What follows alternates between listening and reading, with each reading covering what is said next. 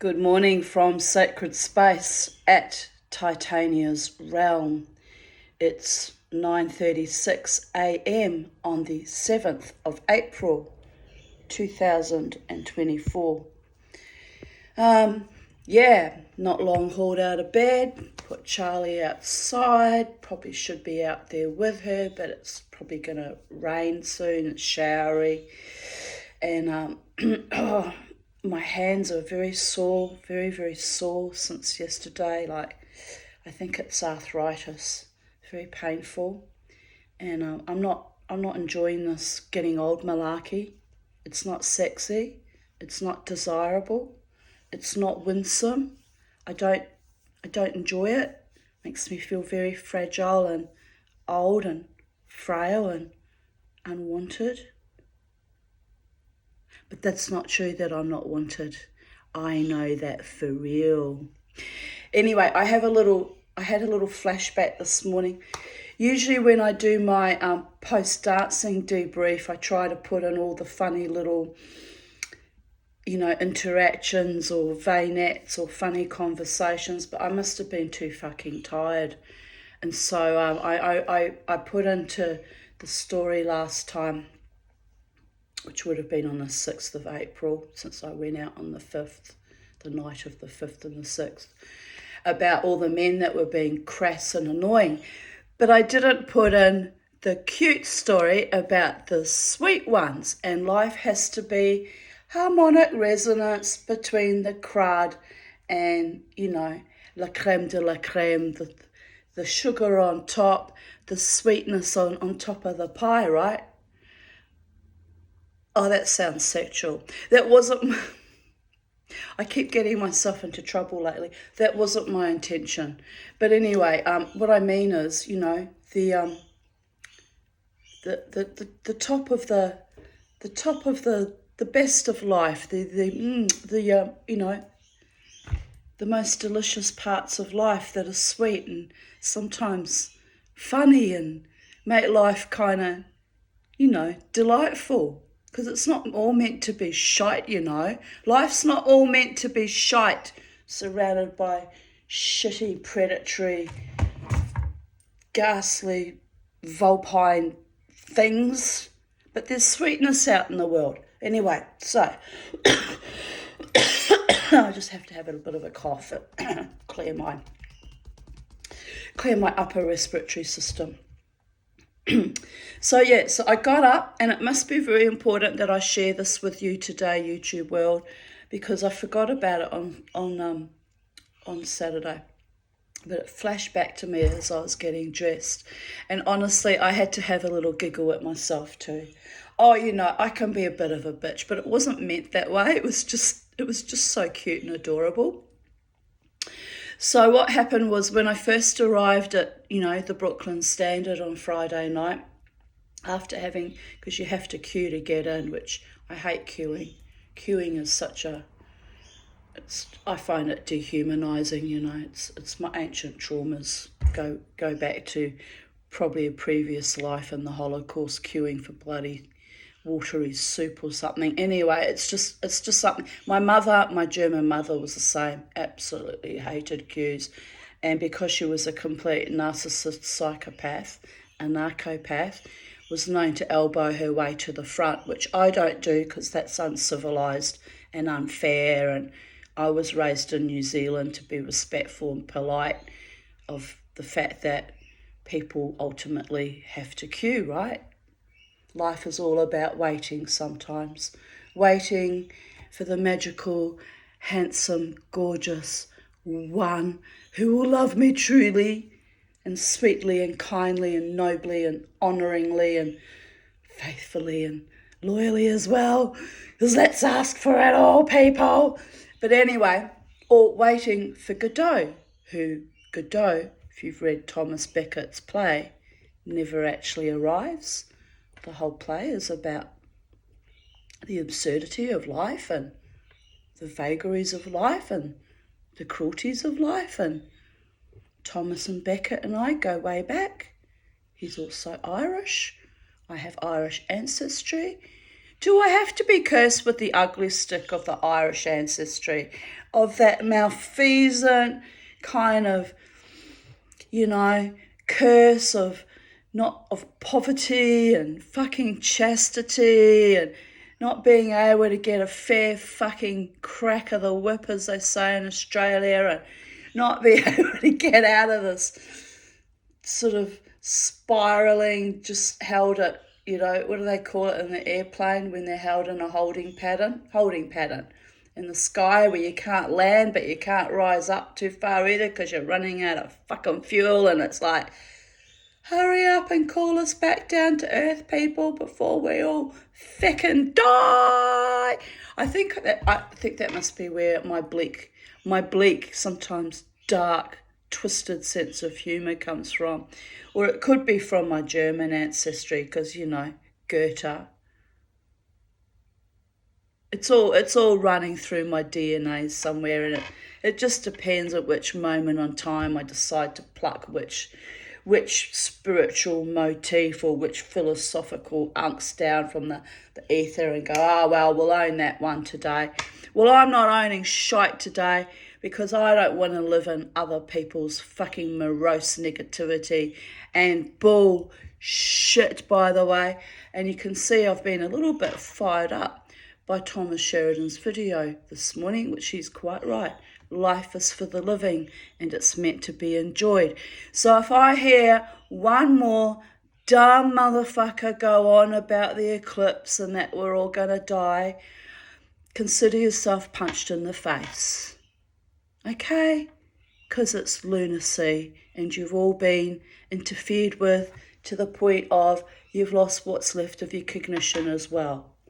I can't stand it, I can't abide it, and I'm not living your dreaming. I've got my own dreaming to do.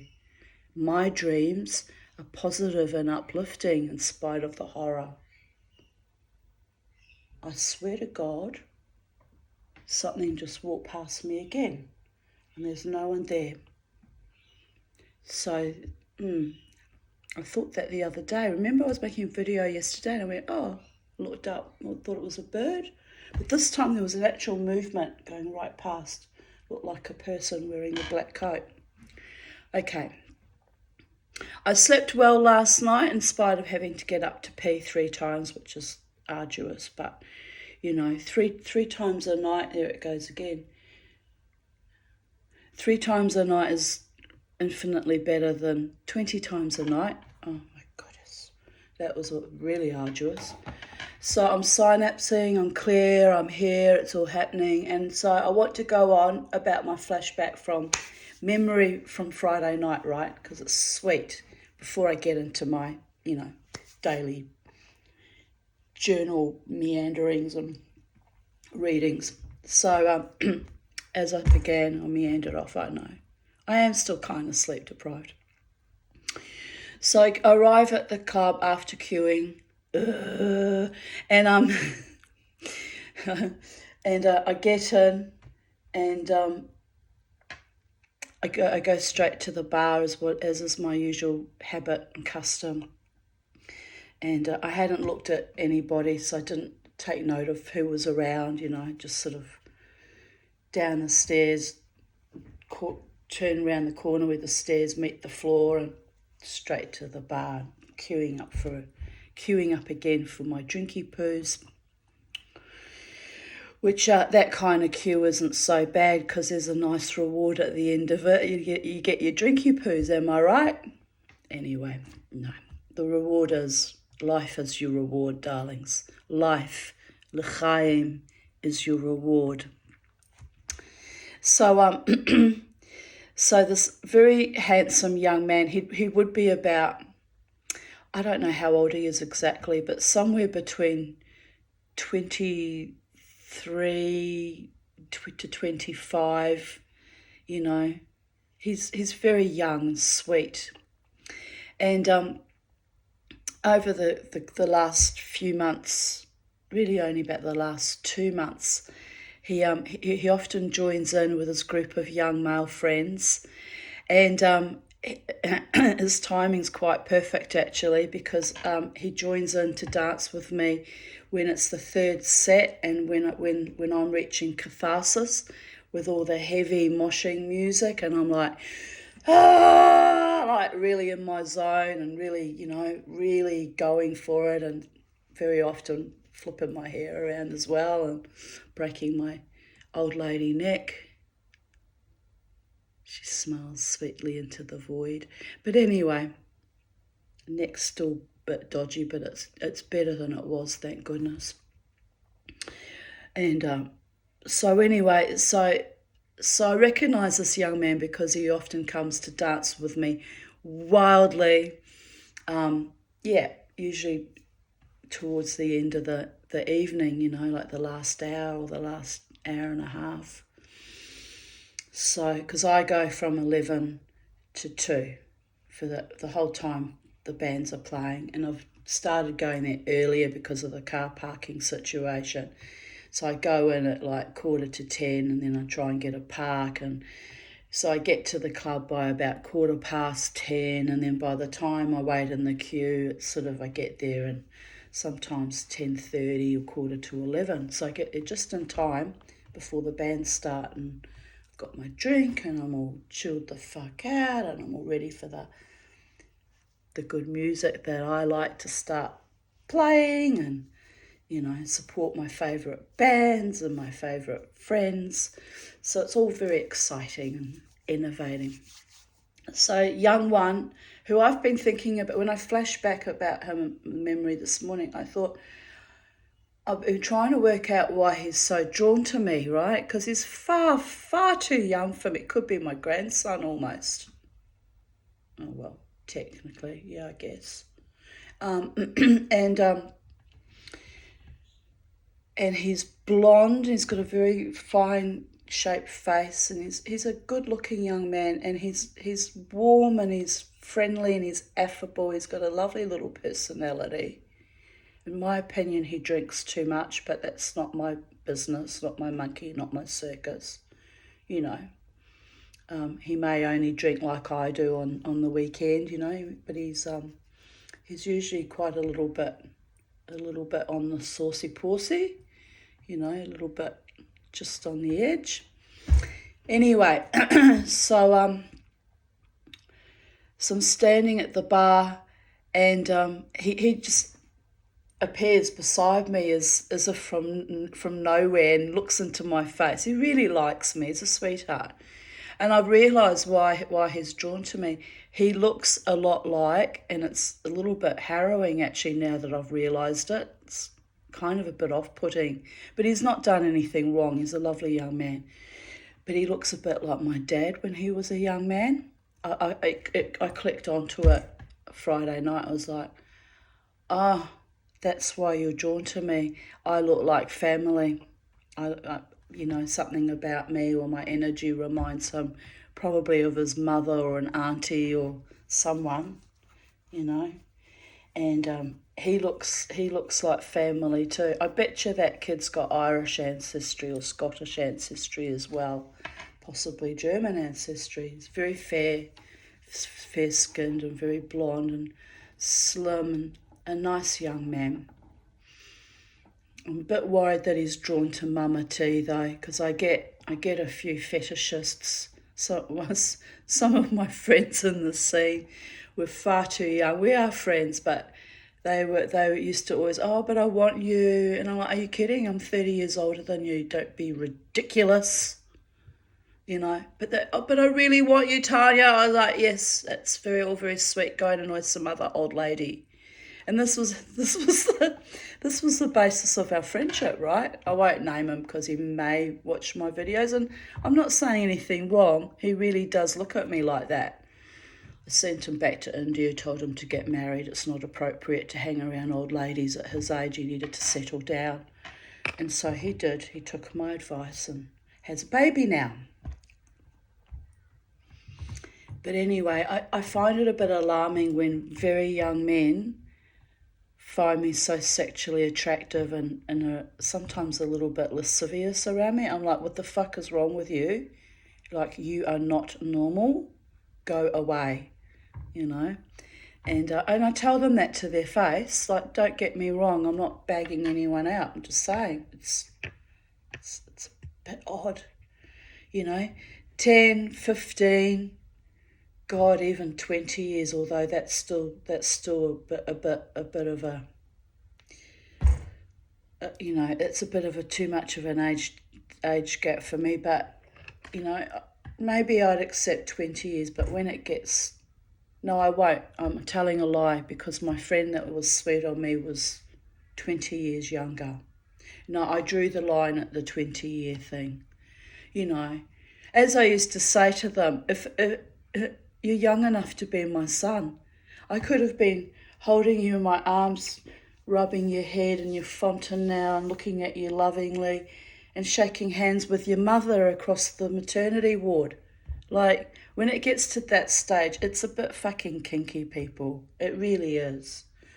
You know, I mean, it's flattering when someone loves you and finds you sexually desirable. It's all very flattering, and it's good for the bit of hubris and the ego, but it's just not normal to my worldview, you know. It's the same reason I don't go for much older men either. You know, I would never date a man 20 years older than me, for example. Well, at my age, now I'm 59, that would make them 79. So it's all very icky. I did marry an older man though. My husband was 11 years older. I figured 10, 11 years is the cut-off point, you know. But anyway, so yes, I can be a bit ageist like that when it comes to sexuality, because there's just some things just aren't normal, natural flow, you know. Young, vigorous, fecund, wild, free bodies should be with young, vigorous, fecund, wild bodies. It's the biological imperative to produce the next generation of healthy stock that are healthy, and, you know, start mixing ancient freaking worn out telomeres with ancient sperm. What are you going to get? Don't answer that question. Probably the COVID epoch, am I right? Sorry, I had to do it. But yeah, there is a degeneracy in our society that I've been witnessing for the last 30 years, and I wonder if that's part of the problem.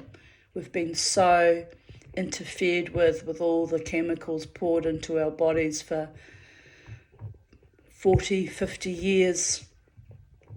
Let us not forget the Agent Orange and the DDTs and the glyphosates and the shit they put in our air and water, and we've got an entire species now that are just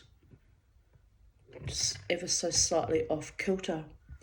But anyway, look, I've digressed, as I tend to do. So this gorgeous young man who has been dancing with me a lot in recent months, a lot as in often is what I mean, stands beside me at the bar and says, "Oh, there you are," which was kind of a delightful opening gambit. And because he's a sweetheart and he's a nice lad and he hasn't actually tried to hit on me sexually, if he had, I'd give him short shrift. But because he's a sweetheart, I said, "Oh, there you are, darling." I said, "Good to see you. How you going?" He's like, I could see he was well sozzled actually.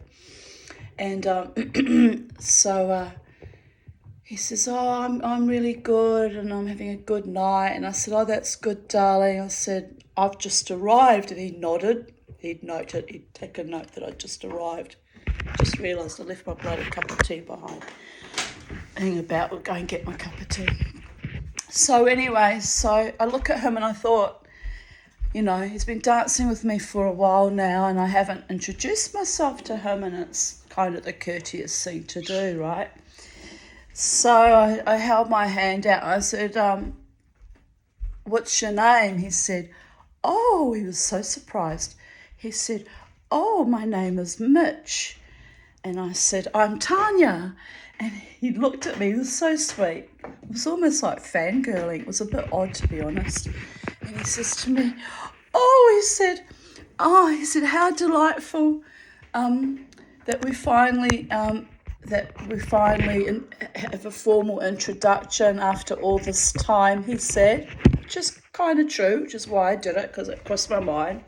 You know, we've been kind of friends for a while. It's time I told him my name. And he said, oh, I'm so thrilled to be introduced to you at long last. And I'm like, oh my goodness, look, young one really does have a bit of a crush, doesn't he? Or, you know, maybe not a sexual crush, but, you know, a sweetness. So, as I said, I hope it's not a sexual crush, or he'll get cold teaspoon very quickly, because, you know, I don't encourage that with very, very young men. Anyway, so he says, oh, I'm so delighted, and I smiled, you know, sweet boy. He really is a sweet boy. Sweet. You know, there are sweet people out in the world. Like me, they're all a bit kind of quirky and oddbally and a bit weird, but there is sweetness out in the world. So then he kind of says out loud, quite loudly, probably louder and more excitedly than he intended. He yells out, I'm trying to think exactly how he phrased it. I always have a good time when I'm with you, he says, which is at face value, you know, I'm always having a good time when I'm with you. Quite innocent.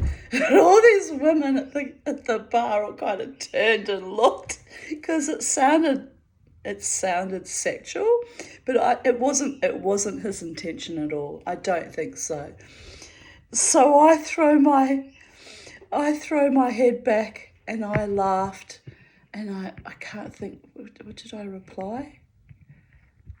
I said,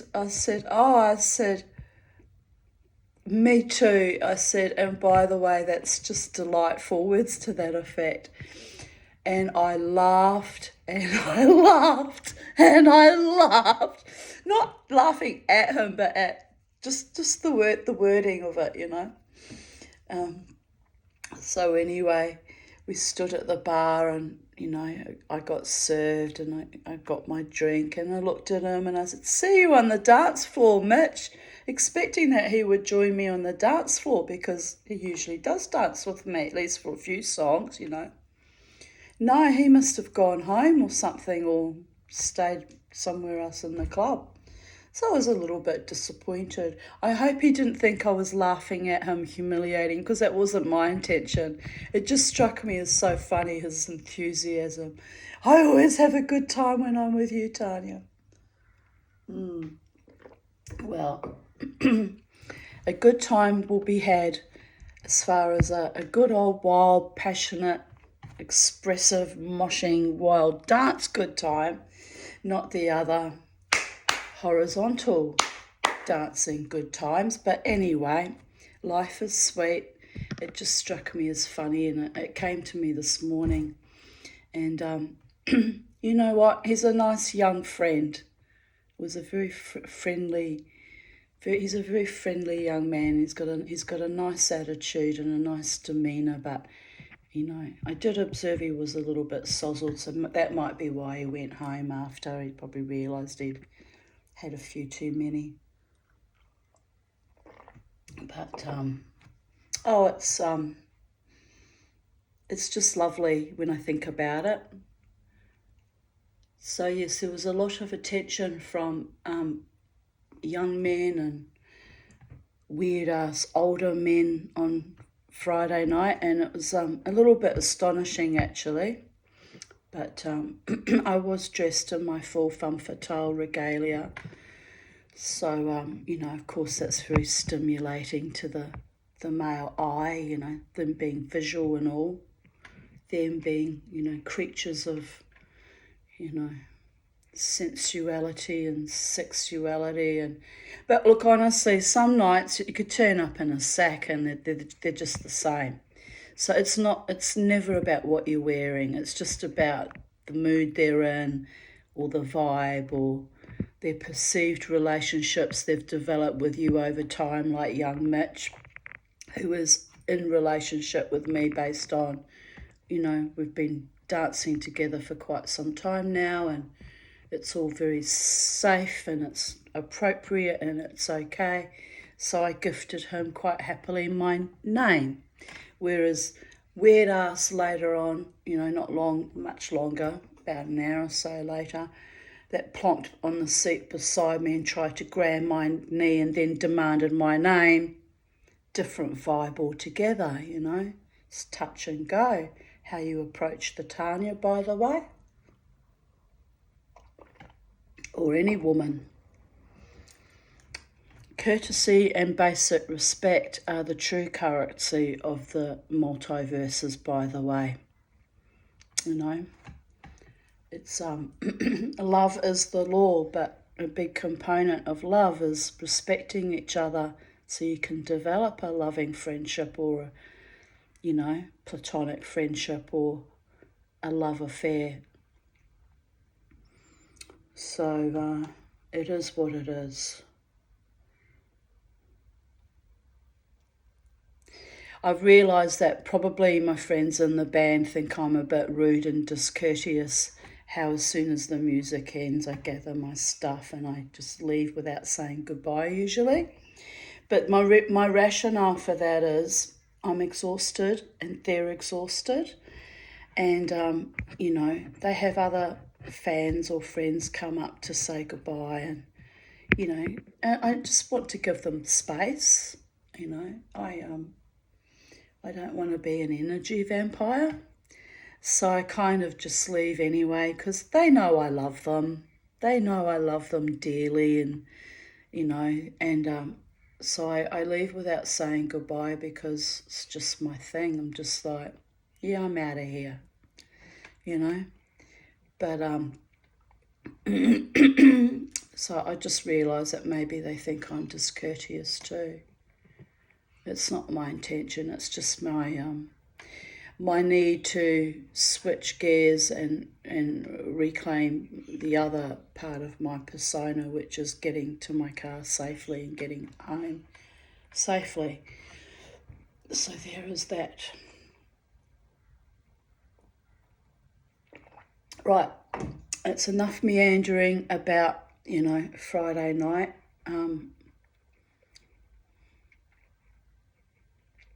I think that was the only little anecdote I'd left out about young Mitch saying, I always have a good time when I'm with you. He really is a sweetheart. I'm just astonished how he reminds me of my father, though.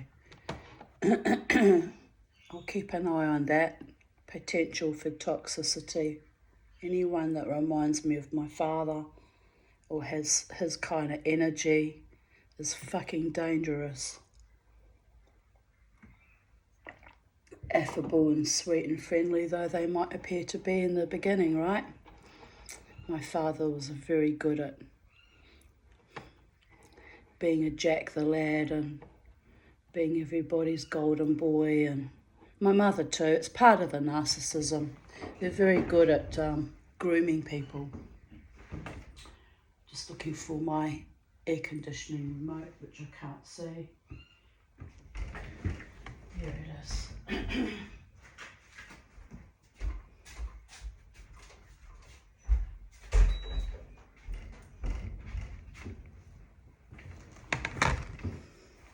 It's only 25 degrees today. Why am I so flaming fucking hot? It's annoying.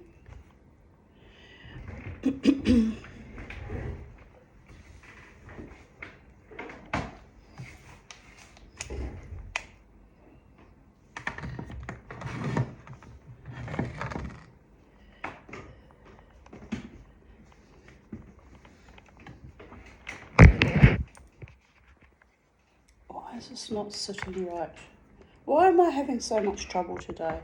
Some days are worse than others, aren't they? It's just nothing wants to go right. It's the weight of all the cords that I've got to pile up on the desk so I can keep us all plugged in. Right. Okay, we're back. We're back in the room. Says she who's having a complete meltdown and a hot flush right now.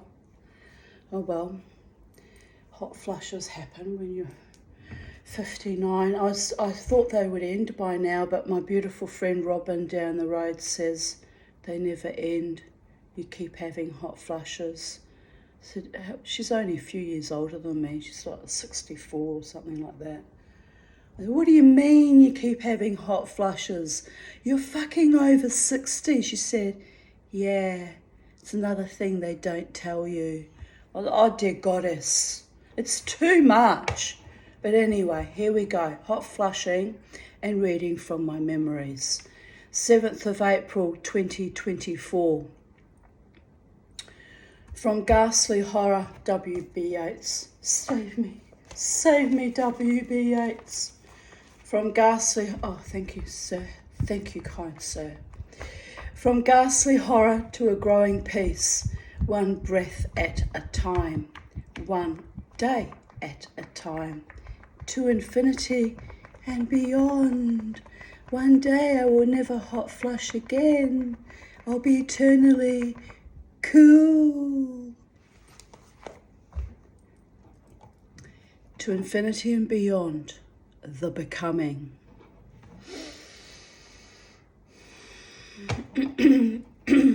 Wow. Now why is this not working? Scroll button, scroll. Then I posted a photo from 2022. I posted it in 2021, which was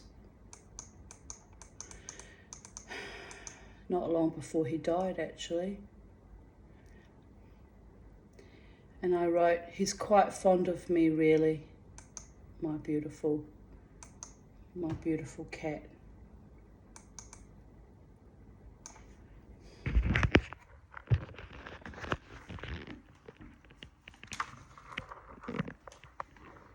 Look at him. Look at that concentration on his face. He loved his mama tea. We used to have full on, if you ever see my videos on Facebook, I don't know how you'll see them if I've made them public, we used to have full on conversations, philosophy type conversations about life, and he'd set me straight on how it really is and I'd concur, and it was quite delightful. He really was a communicator. We'd be like, he was a beautiful cat. They were all beautiful cats. I want my cats and my dogs back, but it's never going to happen till I enter the next dimension and join them at last. Beauregard looking particularly adorable and winsome too. Look.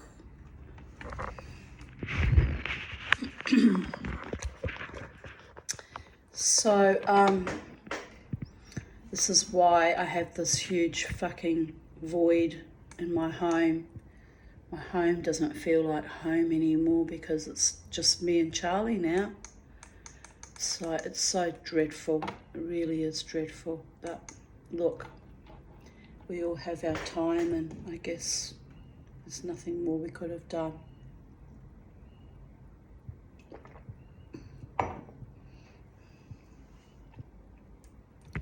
Today I worked on, sorry, I need to scroll back what year it is.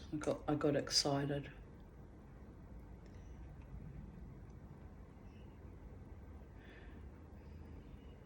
Oh, 2023. That photo of Beauregard was on 7th of April 2023, which ironically was just before he died too, on the 1st of August. Today I worked on a sterling silver chain I decided to make with 1mm sterling silver wire, a paperclip design, although I might change that. I turned it into a twisted design. I made 12mm jump rings, pardon me, and soldered each one. it took a long time, is when I stretched each jump ring with the circlip pliers, the solder invariably didn't hold. So I had to resolder them and pickle and form them again. Oh well, good practice. Good practice, but fucking frustrating having to go and repeat a job twice or sometimes 3 times. In the early evening, I cooked dinner, stir-fry vegetables, carrots, celery, and a zucchini. I added grated ginger, lime juice, and some stock. I cooked rice and some chicken schnitzels. It was delicious.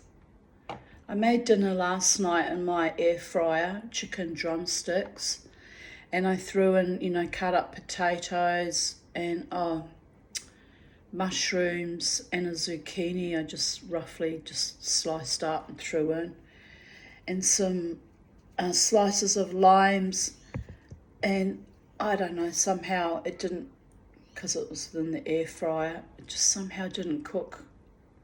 There was a lot of juice that came, or really fat that came off the chicken.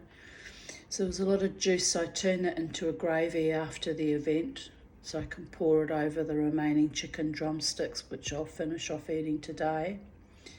But somehow it wasn't all that nice, I was disappointed in it, like the flavours didn't really go through. Well, I suppose because it was in the air fryer. And then I had to take all the vegetables out, which I ate separately because I was ravenous. So I ate those while I was waiting to brown off the chicken drumsticks, which were cooked, but they were all pasty and white looking and had no colour. So I cooked them in the air fryer on their own a bit longer so that they browned up and were much nicer. But I don't know, sometimes I cook a meal and it's kind of not right. So my beloved ones that, look at me with great affection and think I'm going to be a domestic goddess for them one day, they're not going to like that I can't always cook. Sometimes I can, sometimes I can't.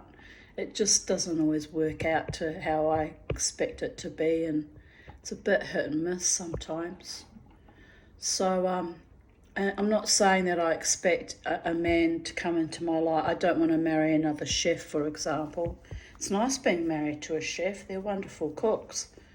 But they're so bitter and irascible and resentful of it, and they develop a hatred for you. Well, let's face it, my husband had already developed a hatred for me very early in the piece of the marriage, long before the cooking became a sore point. But anyway, I either marry a chef. Oh no, I don't want to get married. Sorry, wrong wording. I either cohabit with a chef, or I find someone that doesn't mind sharing in the cooking, at least some of the time. Not all the time if they work so hard, it's not fair. But, that actually enjoys cooking. Oh, you know what? I'm laughing because I really am a true Viking. I really do fight on my belly. I'm already working an angle where I can get fed properly again. It's my survival instinct. I do apologise.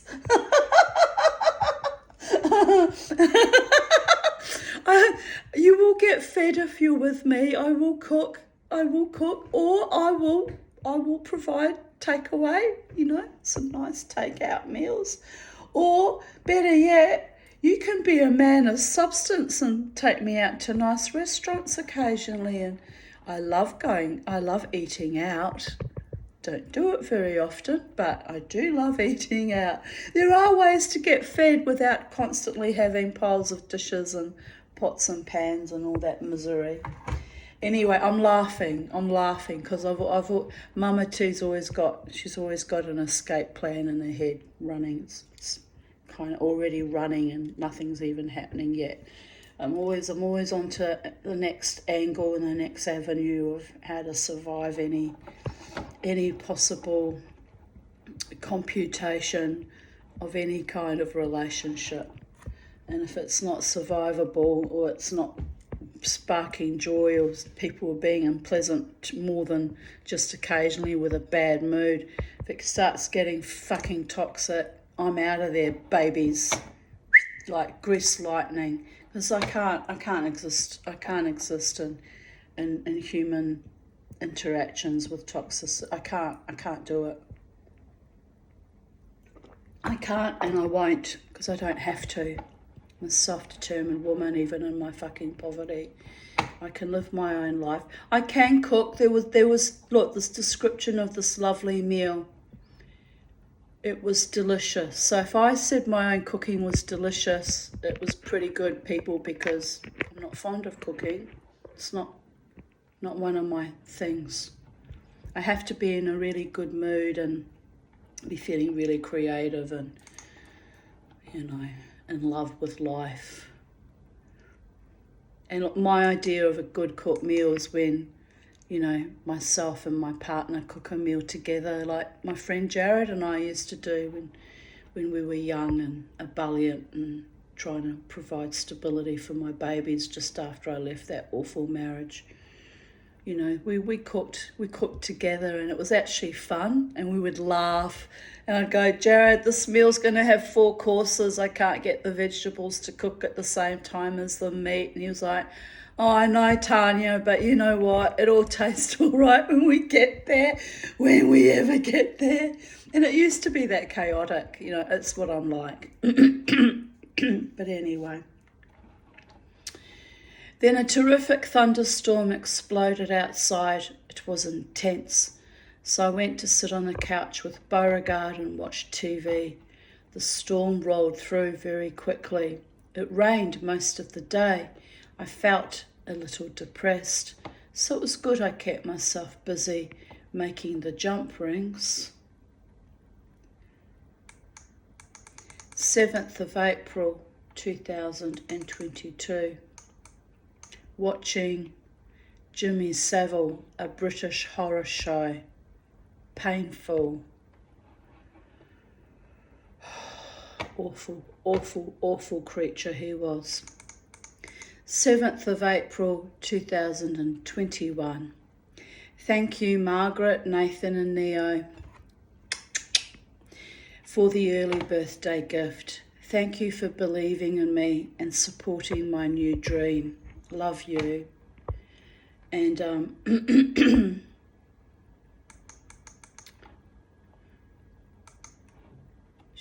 here I write, she's almost 56 and full of attitude, 5'2" in distance relativity to the earth, and gravity is slowly whittling her down with age. But she's also taller than the tallest mountain, even if other mortals kept cutting her down to bite-sized morsels. Can we say piranha? She's both dying and flying, trying to attain success and prosperity out of smoke and ashes and ancient boned china, and her full-throttled, strangled trauma activations. She's pushing out her creativity in newfangled, jangled, dangling, illusory, desirable potentiates. But to do that, she had to hang up her dancing boots and lovelorn sexuality, to squeeze her corsetry into some other kind of straight-laced extravaganza, sylph-like organza, translucent and ephemeral, but never syphilitic, apocalyptic, catalyzed dis-ease, as celibacy has wrought some purifications and kept her safe from men and their permeating, oozing filth and treachery. Well, not all men, darlings, just the ones of the past. She who once bathed in the mikveh to purify herself, such was the staining to her soul she garnered by virtue of her truest, deepest love and passion. Cutting out her own heart along with her once reconfigured sexual organs has gifted her the ability to love without rhyme or reason, but gird her loins as the much desired and greatly valued root chakra of her soul. Kept her precious in spite of all the ghastly horror of mediocre and too often bestial, cruel men. By reconfigured sexual organs, I'm a real woman. I'm not a trans woman. Not that there's anything wrong with being trans, by the way, but I'm an authentic, biological female.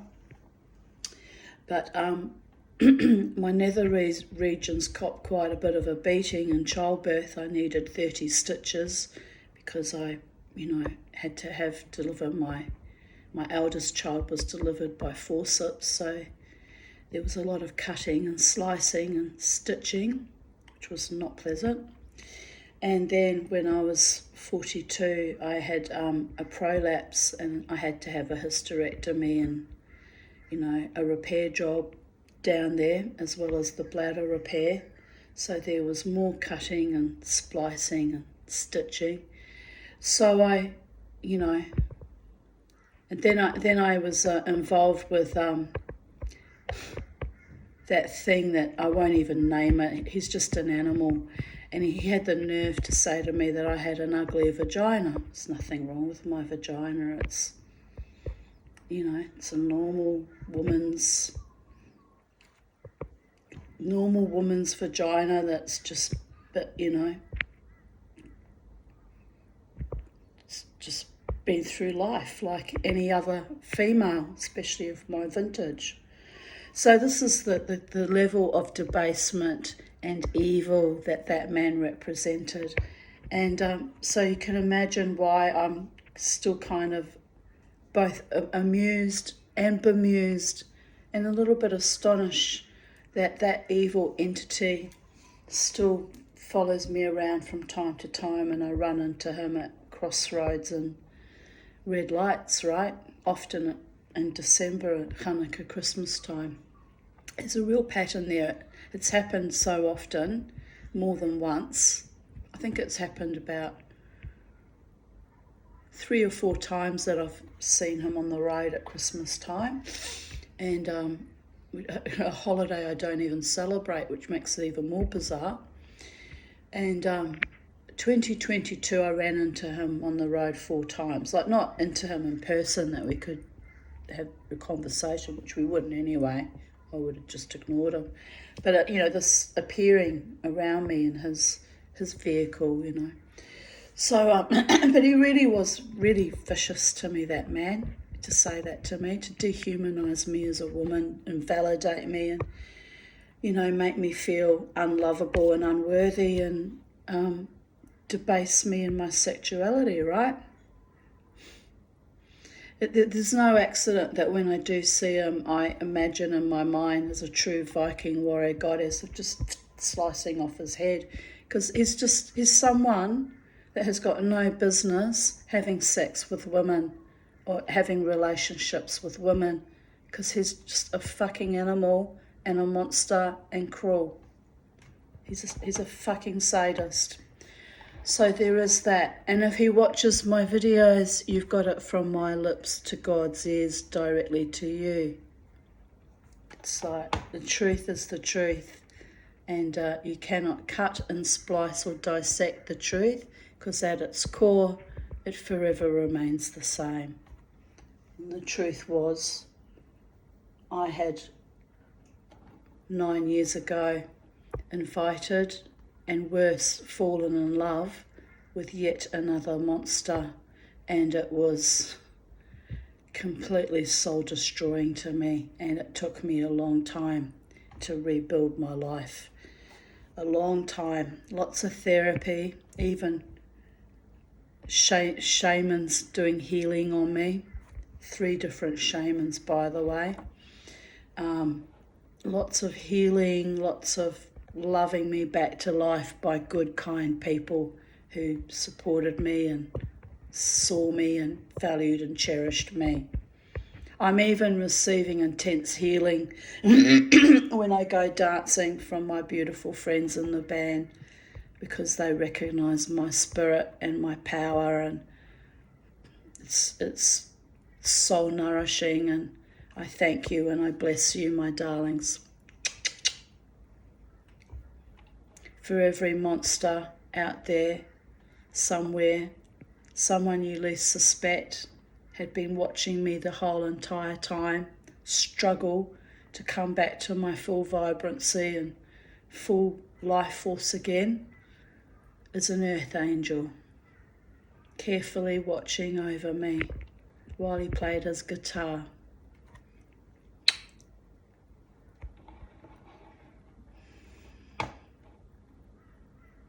So there is great love out in the world, and enjoy it when it comes your way too, because that too has a season and a reason, and reminds you that there are people who will value and cherish you no matter what, even in your quirky oddball ways, and I'm so appreciative and grateful for that. Still won't dance at Irish Murphy's though. Just saying. But you know, he means well. Probably wants me to reclaim my full power and my full status as a woman by returning to that space and owning the shit out of it again. But it's not about ego. It's about righteousness and basic human decency and honour to me, that I was so violated and disrespected in that space. And part of that had a lot to do with that fucking creature and those two those two creatures, actually, the male and the female, that slandered and debased me so much. If you wanted to fuck each other, which I'm sure you probably did, you didn't have to slander and debase me to do it. You could have just got on with the fuckery and lived happily ever after, instead of trashing my entire life. But now you face the consequences and the karma, and I get to laugh at you. And she who laughs last laughs best, loudest and longest.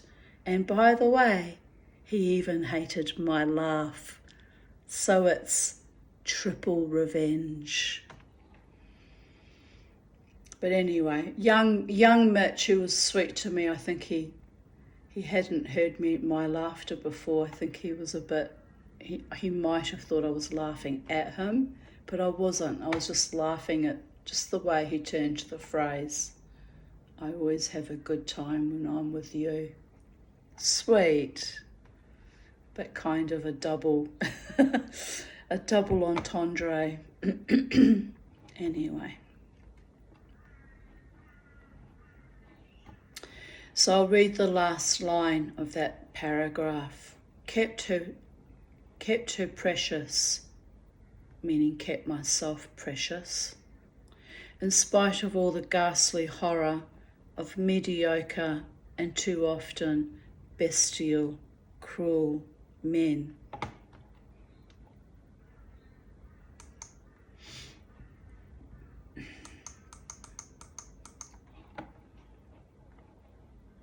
An image came to my mind last night of a woman feeding her baby at her breast.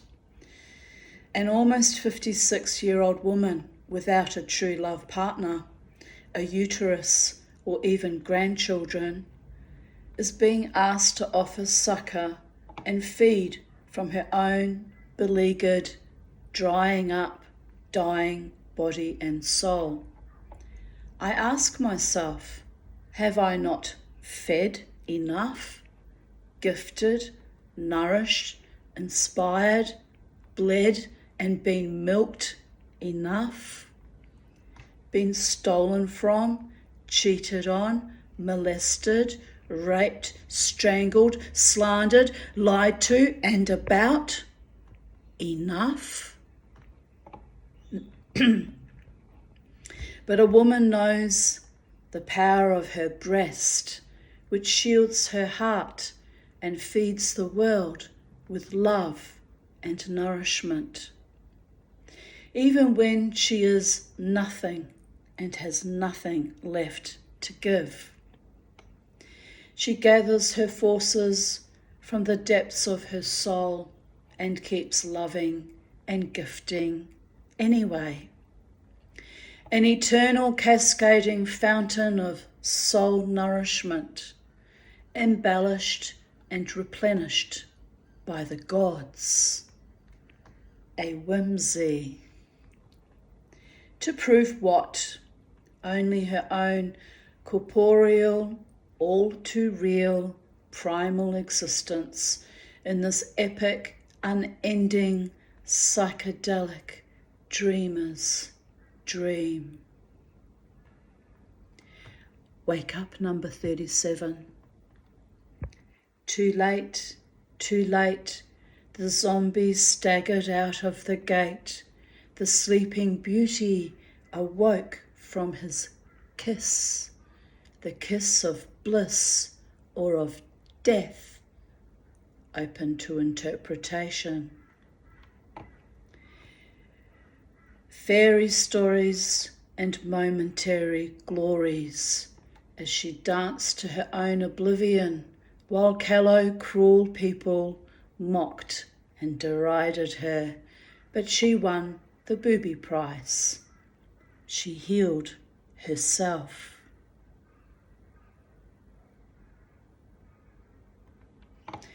Validated herself. Learned to honour herself in unholy, dishonourable places, while the stalkers and the mawkers, salivating like hellhounds, stood by. Ha!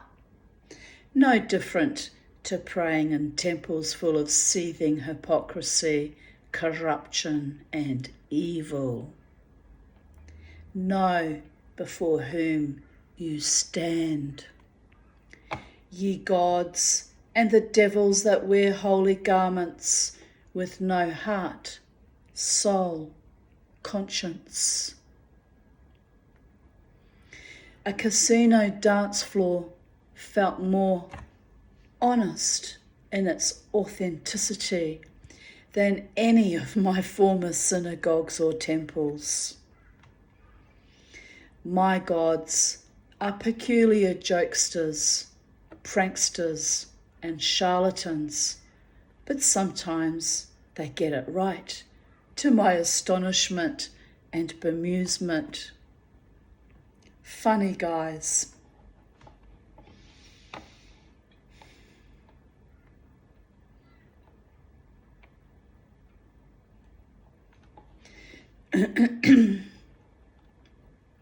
Just had a call from QE2 bookings for the god-awful colonoscopy appointment that was due in March. Yuck.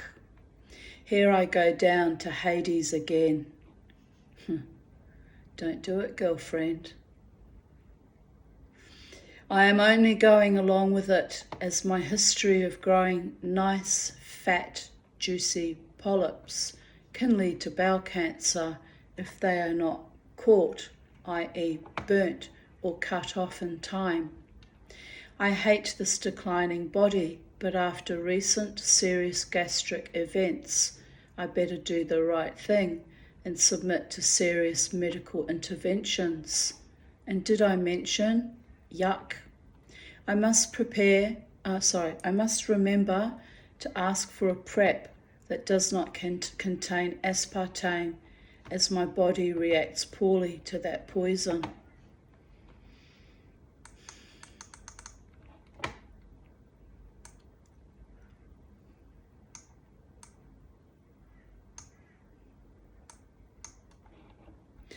Such a beautiful day on one of the darkest days in hell, when Pell is released from prison and his conviction quashed?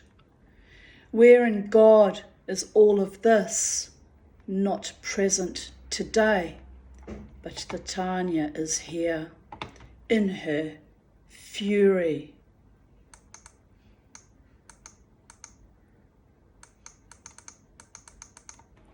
And here is the perfect skies on such a dark and evil day.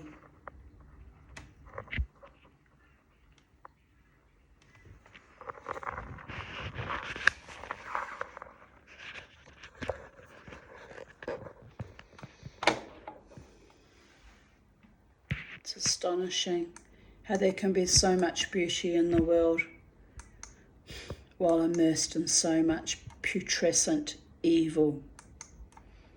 But it is what it is. 7th of April 2020, and I shared a meme that I made myself. Government-sponsored genocide. You all know what I was referring to with that. Just one of their little irons in their little elitist fires of depopulation. The evil, dirty bastards. As if predating on innocent children wasn't enough for them.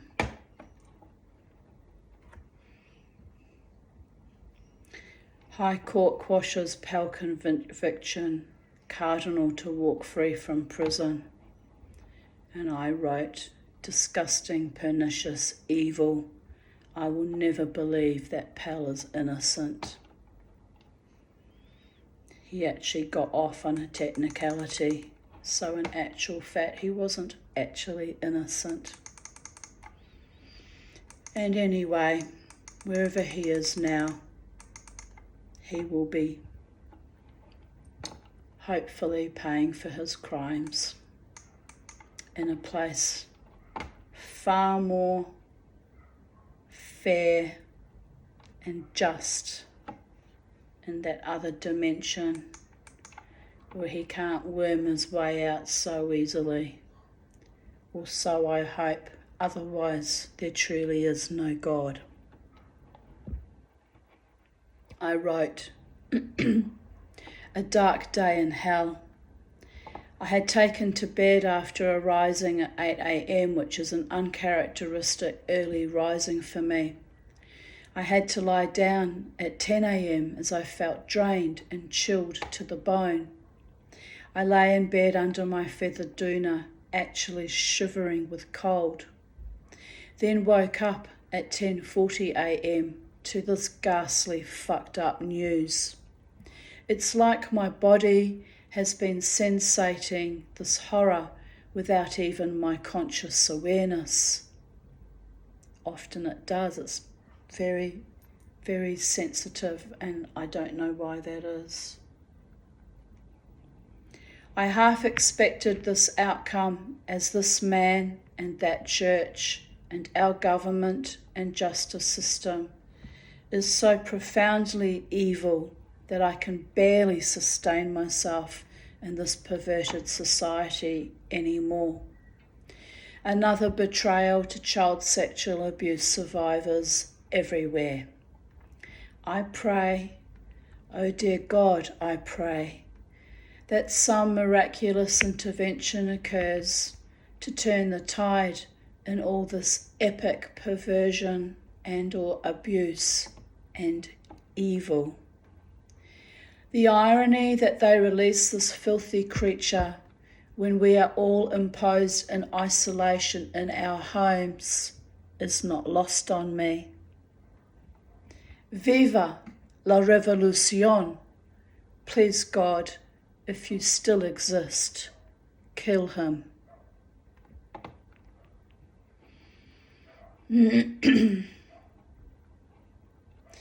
Sheila Snow, my friend who is a shaman in America, wrote, I don't know who this guy is, but I saw your post, then several posts down, another from someone else, absolutely pissed this guy is getting out. I replied, he is a cardinal in the Vatican who raped and or abused boys here in Australia. Then she wrote, yes, I read up on it. What a shame another one gets away with it. And I replied, it's utterly horrifying. I have been so angry and upset all day. And then she replied, don't know if you knew Chrissy, but she was saying she read one of the victims' testimony that it was too detailed to be made up. I replied, I know someone here whose family referred to him as Father Head. She believes he abused her when she was 3. She has never come forward. I wish she would, but it is so deeply traumatizing. Then to watch other survivors be betrayed by our government and court system in this way.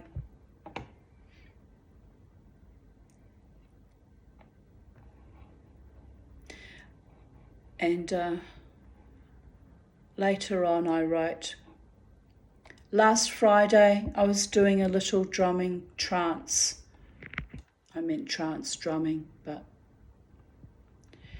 just when I was about to give up, as I was not receiving any messages, I heard the word Tuesday distinctly. So I said, what's happening on Tuesday? No reply, no further spirit messages. So I thought, okay, I will have to wait and see. In my worst nightmares, I would never have thought that this day would be the release of George Pell. So my spirit people could have given me a little bit more detail in their warning system. I have been absolutely gutted all day. Australia, the land of the paedophile, strikes again. Interestingly, I have had strong body sensations for the past 2 days as well. Weird chills to go with sudden hot flushes. I just blamed it on menopause. Also, since 25th of March, there have been numerous sightings of UFOs across the globe. How is this all connected? Not sure yet, but I know one thing. I am opening up to hearing. Oh, my hand really hurts when I do that. I think it's sore from the constant fanning on Friday night that I used my fan. Like a kind of RSI. It's right across the tendon too, it's very sore. I'm opening up to hearing spirit, even if it was only one word, Tuesday. They were accurate that this would be an important, albeit traumatizing day for me and other survivors. Pardon me.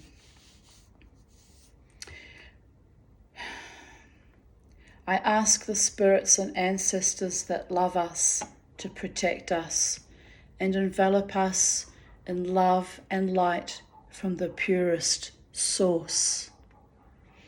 This is one thing too much to have to deal with. May the gods prevail upon us, true and natural justice, a rectification, and a new and cleansed paradigm, free from all evildoers. Amen. V'Salah. 7:15 a.m. The last 2 days I have been suffused with a great feeling of peace and contentment. I have had mad hot flushes, which was startling, but emotionally I am in a really grounded place. I am receiving much love from the spirit world and my friends. I even had a nice phone call from Crystal last night. She has been sick with tonsillitis, which improved but crept back on her in the last few days. Poor kid. I'm feeling very positive for our future, almost like in being able to breathe freely again, the earth is also breathing with me in harmonic resonance. I choked and coughed for 8 months, but we humans have been choking our own planet with pollution for 100 years with the Industrial Revolution and our swarming cars and factories and nuclear radiation too. So now Gaia is getting a chance to clear her lungs, and we are getting a chance to see we can live a different paradigm if we wake up and choose. Choose life, choose love, choose hope, choose each other. Choose to heal from this. Choose to gift our planet 0 point energy and abundance for all life forms. Provide a safety and a respect for our only true home. Let us rejoice in the new paradigm while we have life and passion throbbing and thrumming in our veins. Sing a new song of freedom. Corona has killed many, sat us all on our asses, took our breath away, but in time we shall overcome it. Be patient, be peaceful, thrive. 7th of April 2018. So tired, but I slept most of the day. The night is screaming in silence. Laughing out loud, a plane just flew over to screen out my bullshit.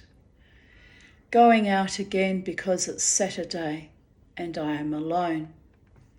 So why not? I'm getting over my illness and my freshened grief over my daughter. Losing my cousin yesterday reminds me that life is for living, as ultimately every day is a gift. Might as well enjoy it. I also wrote,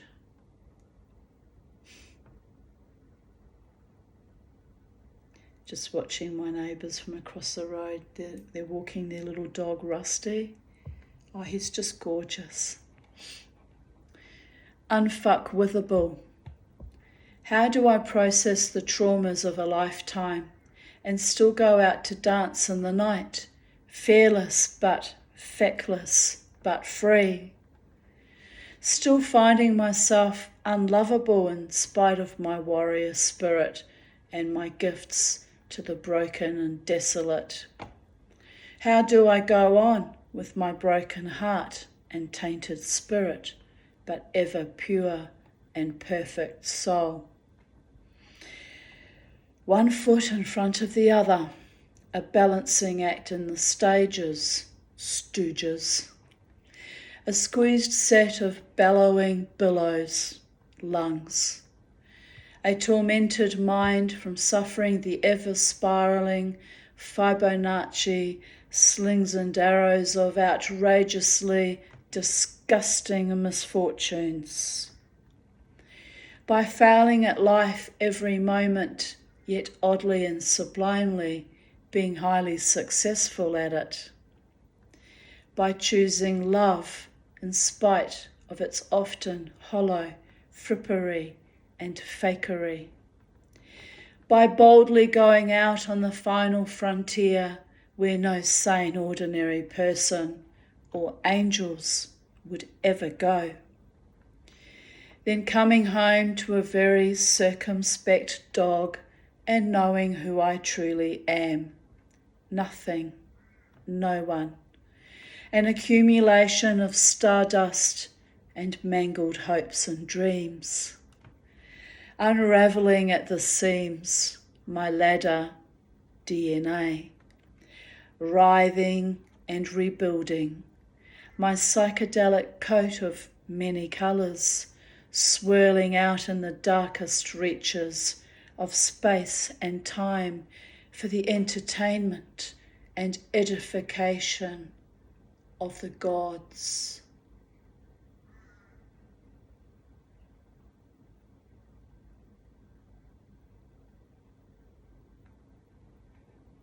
A conglomeration of flesh and sweat and excrement, of breath and blood and bone, but so beautiful and so sublime and so worth it, even if only in my own mind.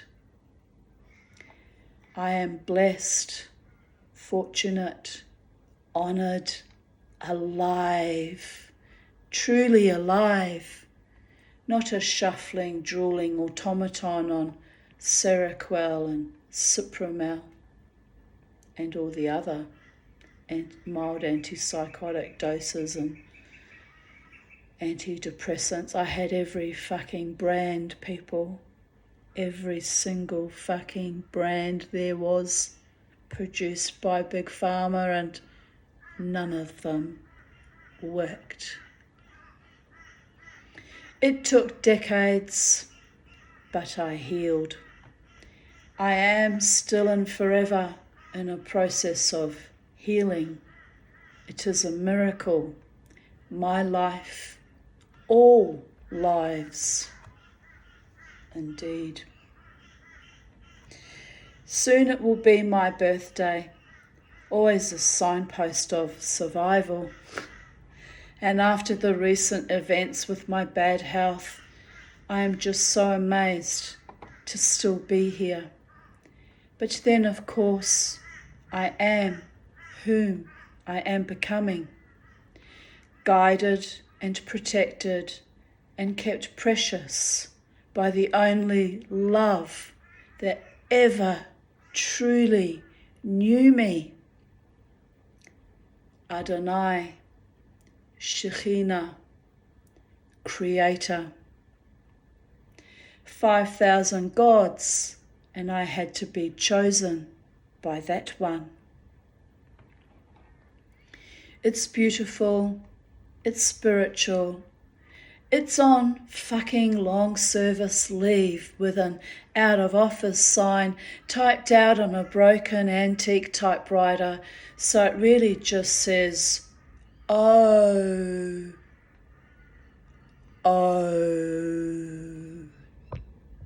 fucking bureaucrats and their creators.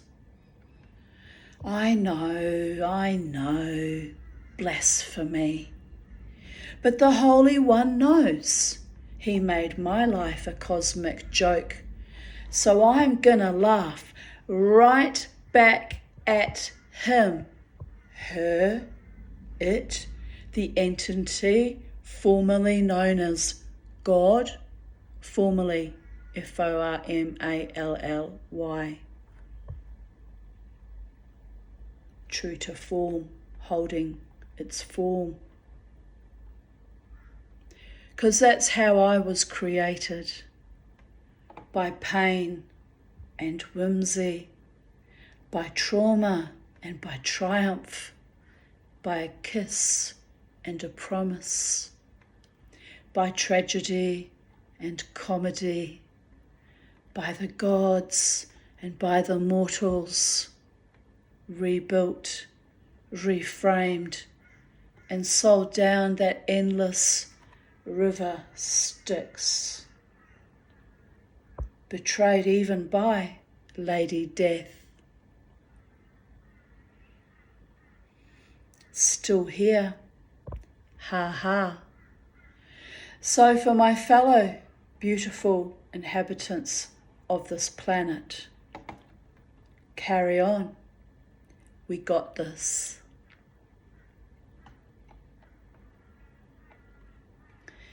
Home from another good night. Unfortunately, the casino played techno or house in all the band breaks. Awful.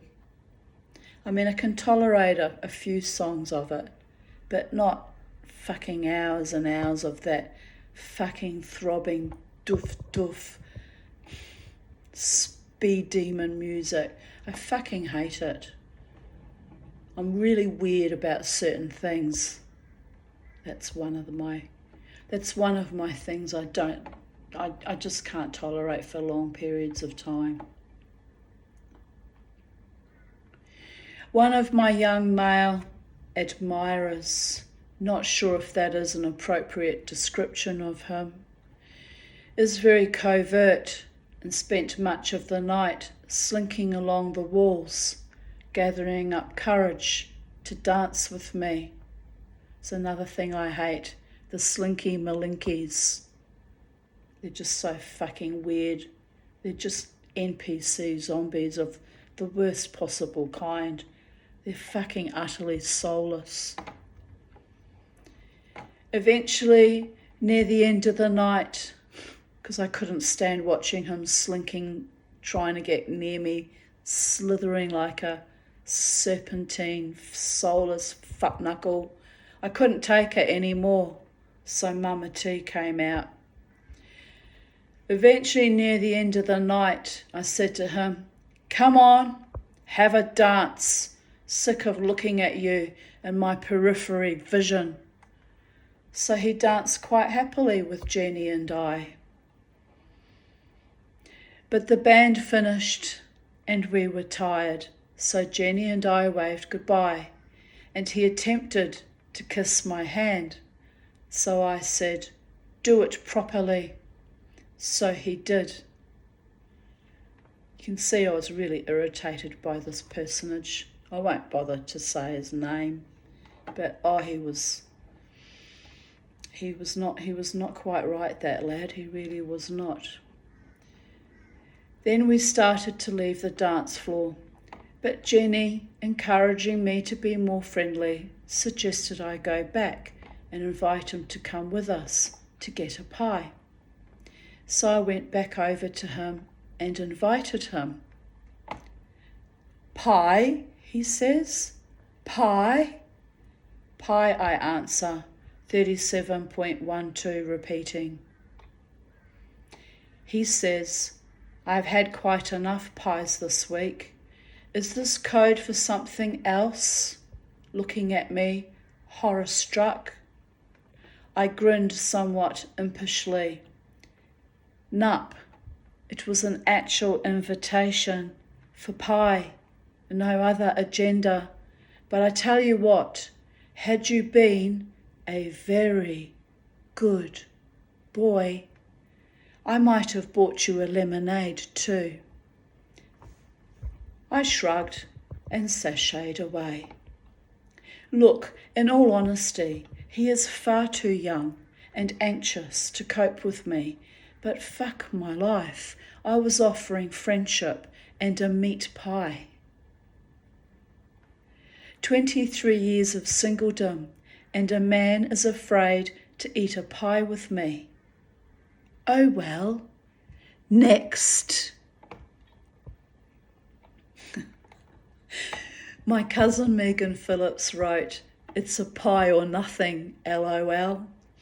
And I replied, "Ah well, Hashem is keeping me pristine and a little quirky for the man who is not afraid to truly love me and my dog and cats and bird and hen and goldfish and betta and well, now I just need to find the one that can just tolerate my quirkiness, and we're down to the bird and 2 goldfish and all my other wildlife visitors to the garden. There's a garden in my room. Would you like to take a look? There are many special things to find there. Oh, you have to laugh. It's quite delightful when you think about it. My quirky, oddball sense of humour.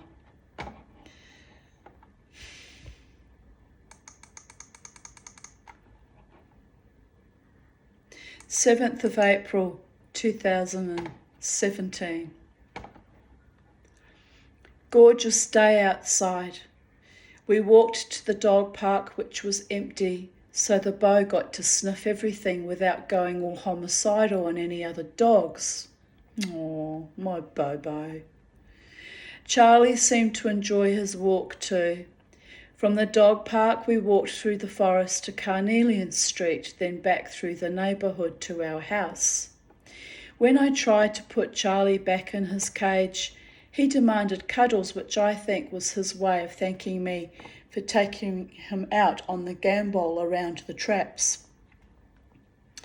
I am teaching him to say, Ormy's here, but I have a twisted sense of humour, and he is a clever talker.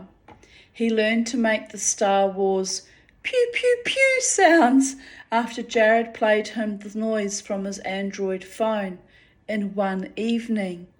Thinking about that, Charlie hasn't said pew pew pew for quite a long time. I might have to remind her. I think if Charlie says his usual "what's up," then follows through with Ormy's here, I will die laughing, like literally die of laughter. That, of course, is the best way to die, laughing, on your feet, free of evil fucktards. So that is just one of my goals in the life and death of the Tanya. Lots more things I could aspire to, but not been lucky in any of those. So, shmeh. Just had a call from Dad's lawyer. His ashes are being sent up to me on Monday. So I suppose in a few days after that, the wandering star fucker will arrive. Then Jared and I can put him with the rest of his cohorts. Freedom to the Tanya. Not travelling well, so gonna sit in the sun with Charlie and Beauregard and try to stay calm.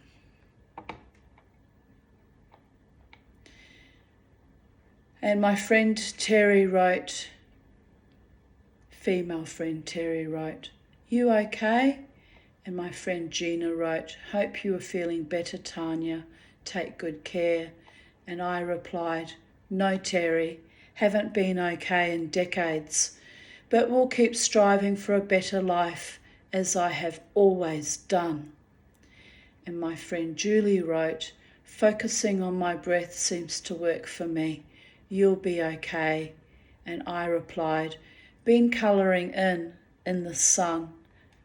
Now taking Beau and Charlie for a walk. My PTSD is severely triggered, but I am used to it. Just another day in hell, not of my own making.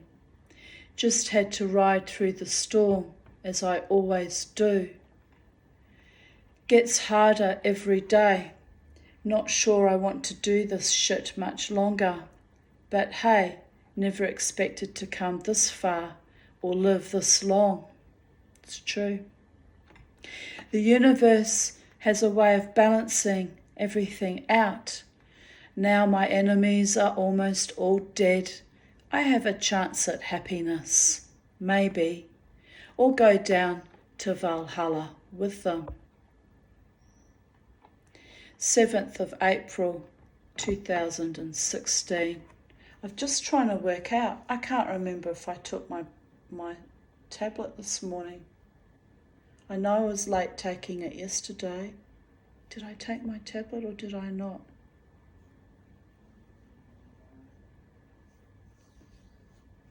I can't remember. I'm still tired, I guess. I'm not going to take it again. I can have a day without. If I didn't take it, I didn't take it. Fuck it. I feel a bit woozy today. I feel a bit wrung out. I did sleep well too, but I guess all the interruptions during the night, it just knocks me off my perch. And then, of course, combine that with sleep apnea and combine that with post-dancing fatigue. It's a bit of a burden on me, really. But I'm going to keep dancing. I love dancing. That's not really the problem. It's the pishing all night and not getting enough sleep. Anyway, I was hoping that the solifenacin was working. It seemed to, I'm holding larger volumes and not having to get up quite as frequently. So it is an improvement. But yeah, the last few days I just feel like I'm, slipping back a little bit. Anyway, this too shall pass. I fought through every obstacle that came my way, including my own physical malaises, and I will keep fighting for as long as I'm alive, because I'm a warrior goddess and that's what I do. It's my best work, people. Keeping on living when life at times seems untenable and improbable and not very kind. I keep pushing myself through. 7th of April 2016, not been well today. Pain in my Achilles heels, arthritis, exhausted, head achy. I just had a chat with Crystal on Skype. It was lovely to see her. She was in Ireland at that time, or either in Ireland or in England. I can't remember where she was at exactly that point in time. But anyway, she was in the UK. I'm glad I went for a walk with Bobo today, or the entire day would have been spent like an invalid. He is settling into being a really nice little dog. I am happy about that. 7th of April 2014. I shared an article from jewsnews.co.il. FBI declassifies files showing that Hitler did not die in Germany.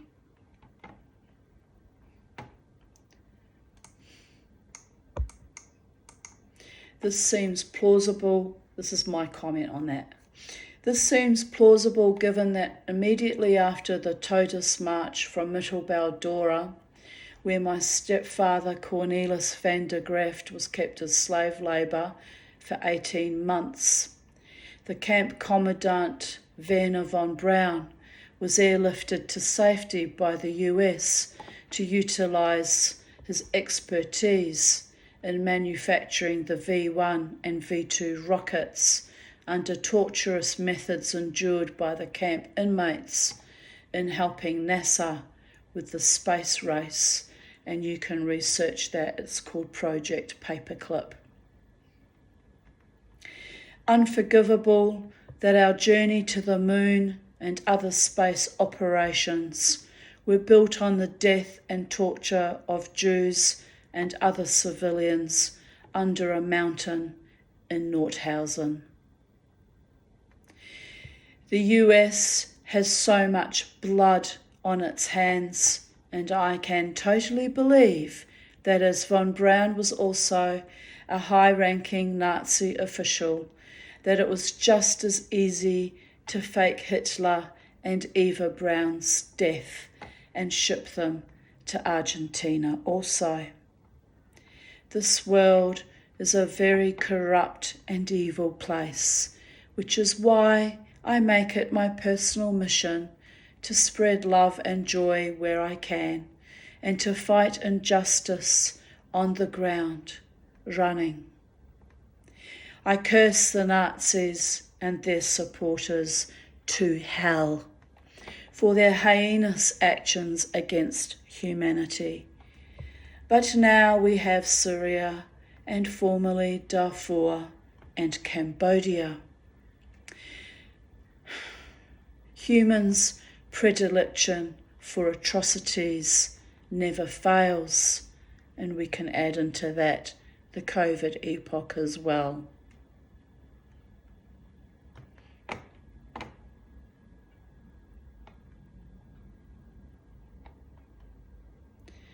I also shared a article or video, not sure which it was now. After a lioness killed a baboon, this baby was left all alone. What happened next is unbelievable. And I commented, a mother always seeks to protect the young. Even the lionesses understood that new life must be given a chance. It's a cosmic law, people. Life, l'chaim, be in it, give it a chance.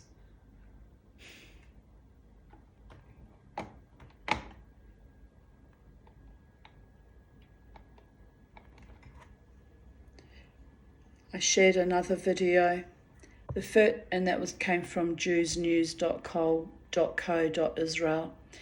Video, the first flying car is finally here, goes on sale in 2015. It can take off vertically, blah, blah, blah. And I replied, I always knew Jetsons would become a reality one day. Just the other day, I wish my car could just take off and float above the traffic. Phew. Good times are a-coming. I wonder what energy source they will be using though. We have fucked up this planet enough already.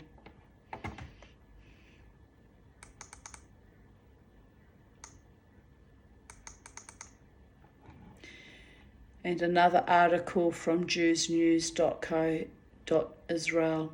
Ancient writing describes the story of Noah's Ark. And I replied, more on the story of Noah. This is creeping me out. Like, are we expecting more floods?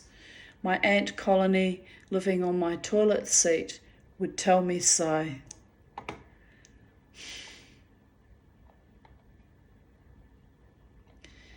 And I had two of my beautiful friends buying into our media fear-mongering bullshit. Ring me and tell me be careful going out on Friday because there's a massive deluge coming.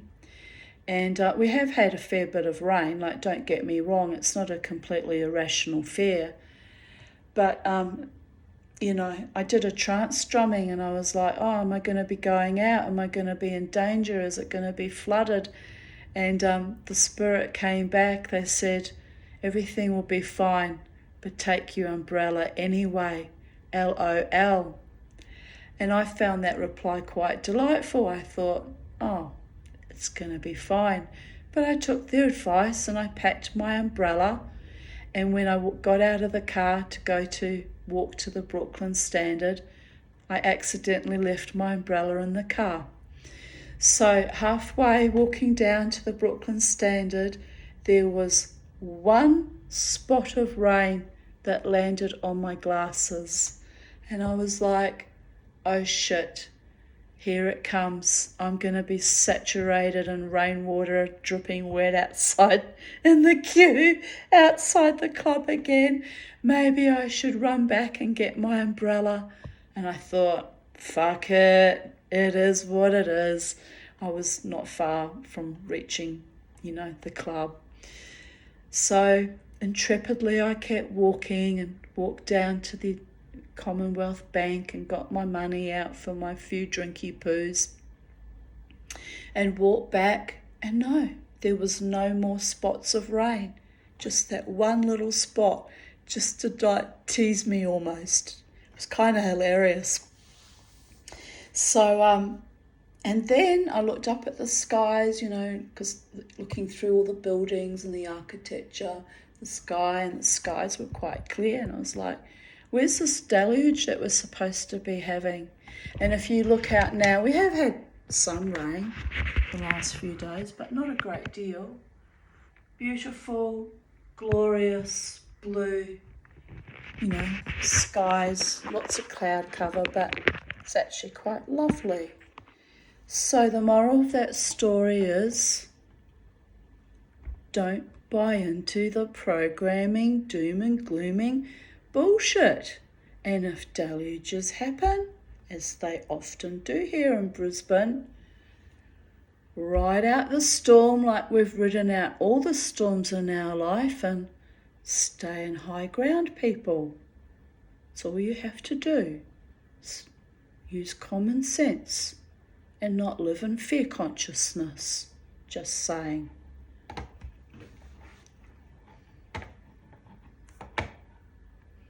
And don't get me wrong, my two women friends reminding me of that were genuinely frightened for me. You know, they really were frightened. I said, oh, darling, come on. You go over the Southeast Freeway, you're on higher ground, you're up high above it all, you're perfectly fine. It's only in the floodplains that you're going to be, you know, blocked by rain floodwaters, and you can't drive across, and then it gets dangerous, you know. Like, I'm not stupid. I'm a survivor. Survived far worse things than that too, including my filthy family of origin, who the only life skills they ever really gave me was how to fucking survive, themselves having survived World War II in Germany, and my father surviving the Depression in New Zealand, and all that extreme poverty and trauma. It's like, life goes on, people.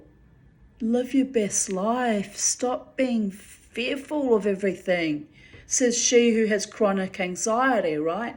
But that's my nervous system. That's my nervous system reacting to decades of, you know, lived torture and trauma. But I'm not going to be afraid of a fucking bit of rain or thunder and lightning, or I refuse to be afraid. You know, it's a waste of good time and timing and energy.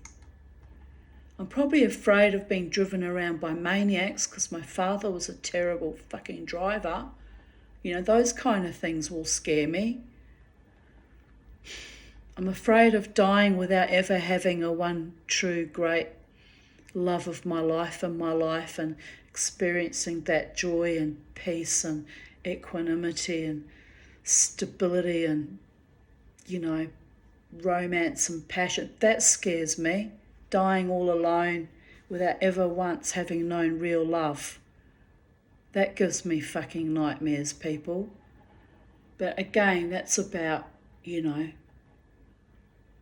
idealistic ideas that, you know, somewhere, somehow, I'll have a real love in my life one day.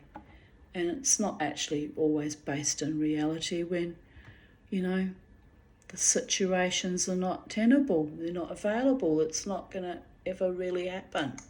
So then I have to just sit back on my haunches and be circumspect and soak up the agape platonic love flowing to me and accept it with, you know, happiness and grace, and wait for the one to reveal his true heartfelt intentions to me and want to build a life with me. And look, honestly, that may never manifest, you know, let's be real here. Hasn't manifested in 59 fucking years. Anyway, I'm okay. I'm perfectly okay, you know, no matter what happens. I'm fearless. I'm a warrior goddess, you know. I'm a deeply spiritual woman. I'm a witch, I'm a shaman, I'm a psychedelic dreamer. I know that reality is flubbery and can be manifested if you tweak things, but I'm not tweaking things. I'm not playing games. I'm not parlaying with the gods. The gods know who is the right person for me, and at the appointed time it will happen. I'm not taking any fucking risks, people. I'm not, you know, but I'm not missing out on living my best life and enjoying every moment of every day. Driving to the Brooklyn Standard under threats of a deluge, and that's my spirit, wild and free, living my best life, no matter what, no matter who, no matter where, no matter how. Because I deserve to live my best life and be joyous. I've lived through worse hells than the average person by the time I was 7 years old. So, don't cut off my wings. Don't stymie my potential. Don't sabotage me when I want to go dancing and have a lovely evening. Don't shit down my neck. Don't rain on my parade. Don't cut me off at my knees. Don't make me crawl in the gravel dust and the fecal matter of your own morbid maladaptions and inability to get up on your own 2 feet and fight for your right to party or succeed or thrive. Just don't. It's sabotage, and I'm well fucking aware of it. And it's been seeping in recent weeks, and I'm monitoring it too. Don't fucking sabotage me. It's taken me 59 years to regain my full power and my love and my spirit. 50, all right, we're 5 days short of 59 years, but close enough, right? Am I right? Mama's back. Mama T is back in the driving seat of her life. You can come along with me for the ride, and you can rejoice with me or dance with me, or if I manifest a true, heartfelt, sincere, authentic, genuine, passionate, romantic lover, you can be making love with me. You can be a presence in my life with me. But if you don't want that for me, you don't want me to have any measure of happiness or love or joy or good health or exponential healing or passion or romance, if you don't want that for me, slough the fuck off, because I'm claiming it as my human and, by the way, divine right at long last,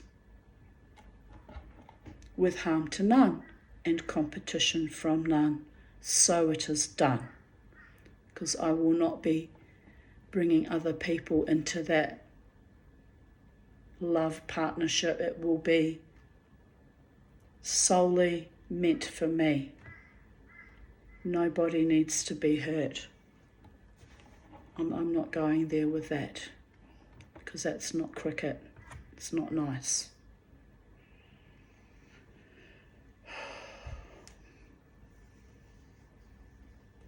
But no sabotage, you know.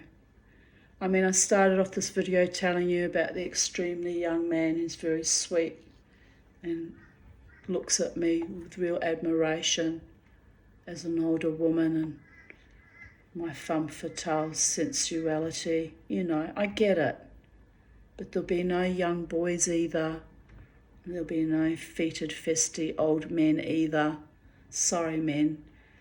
Much older men have always had a thing for me since childhood. That's a chilling fucking thought, but it's a reality, people. I get it, you know. But I want my own true lover man, someone of my own choosing, from my own heart and my own soul. And I want that man to also choose me from his own heart and his own soul. I want a true, deep, abiding, loyal, faithful love. Anything less than that is mere stuff and nonsense and a recipe for disaster and heartache and, you know, more long decades of trauma and grief. And I simply can't sustain that anymore. I went through enough in the last 9 years.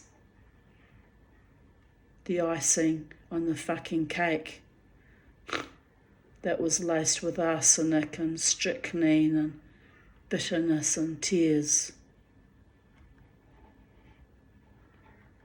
2 fucking cheesecakes. Fuck off. Seriously. But anyway, I can laugh about it now because I've healed. But it was a long, slow, grinding healing. I don't want to be in a constant state of healing from a man's cruelty and malfeasances towards me. 59 years on this planet. 59 years on this planet, 25 of those spent in therapy. Do you think I might have learnt a few things about life and worked a few things out by now? I hope so. Oh dear Goddess, I hope so. I am at Crystal's apartment helping clean walls, windows, etc. She moves out tomorrow morning. I feel very triggered as I moved house with my kids 12 times. It never stops even when they grow up, lol. I'll give her credit though, she doesn't ask me to help her move house anymore. She's finally taken responsibility for her own life and actions.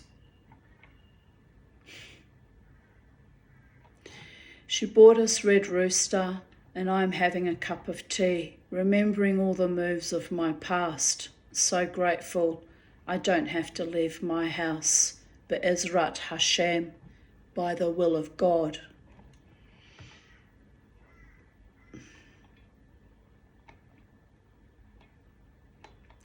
My sister, now this is an answer to something. I just got to find out what the article was.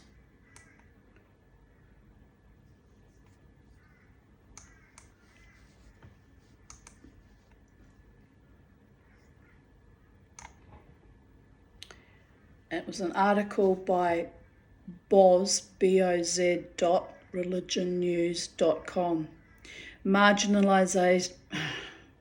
Marginalising the abused.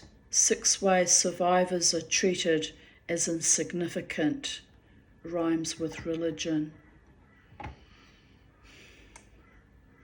Happens a lot, by the way. The invalidating, the marginalisation, the isolating, the treating us as if we were crazy when all we were was speaking our fucking truth and expecting justice, or at the bare minimum some kind of protection and or support. Fuckery it was. Long decades of fuckery till I finally got therapy at 30. And even then the fuckery didn't exactly really end. Just morphed into fuckery with adult lovers who several actually tried to murder me by strangulation. So this is the reality, people, of why I don't tolerate bullshit and I don't suffer fools and I won't allow sabotage and abusers in my inner sanctum sanctorum. If you have a seat at my table, literally I can fit my true friends around my dinner table.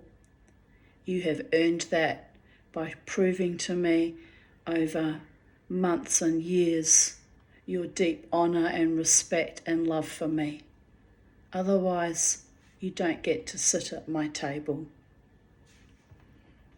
Metaphorically and physically speaking. I can't compromise on that. It's about keeping myself safe and being surrounded by people who are genuine and authentic and do actually love me and have my back, my front and my sides, by the way.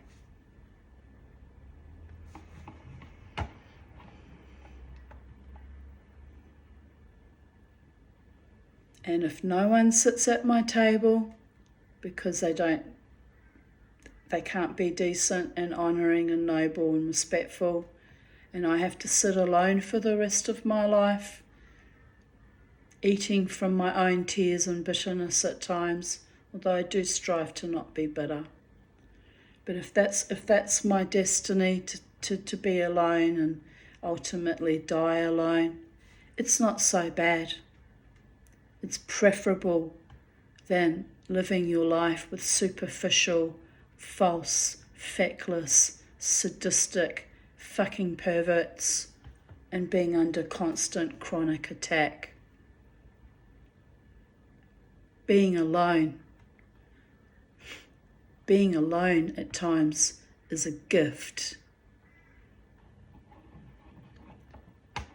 So people who mock and deride me and, stir me up about the fact that I'm always alone, probably thinking I'm some freak of nature, that's on you. There's nothing wrong with being alone. Nothing wrong with it at all. I get people at the club, usually women, that ask me, oh, who are you with? No one. Didn't you come out with, who are you drinking with? They're quite astonished. They say to me, are you actually on your own? I said, I come alone and I go alone. I've been living like that for many years. Because ultimately, we enter this world kicking and screaming, soaking wet, hungry, frightened, having survived the ordeal of childbirth.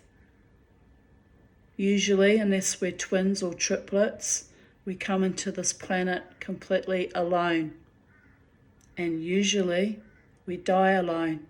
And in between, whatever happens, we invite people into our lives, sometimes verily into our own bodies, and we put great faith and trust in that, rather idealistically and foolishly at times, hoping against hope for the truest, greatest loves of our lives. And some of us, we're not fortunate in that choosing. Some of us had to accept that no matter what, no matter where, no matter what company we're keeping, even though me, often ribald and joyous and carefree and wild, I'm fully conscious that even in that, actually, I am alone in a crowd, holding my own spirit and my own energy and my own joie de vivre and my own fierce determination to live my best life. I'm still quite alone. It's my superpower and I honour it. Kept me alive against all the odds in much, much more fraught and darker times, by the way.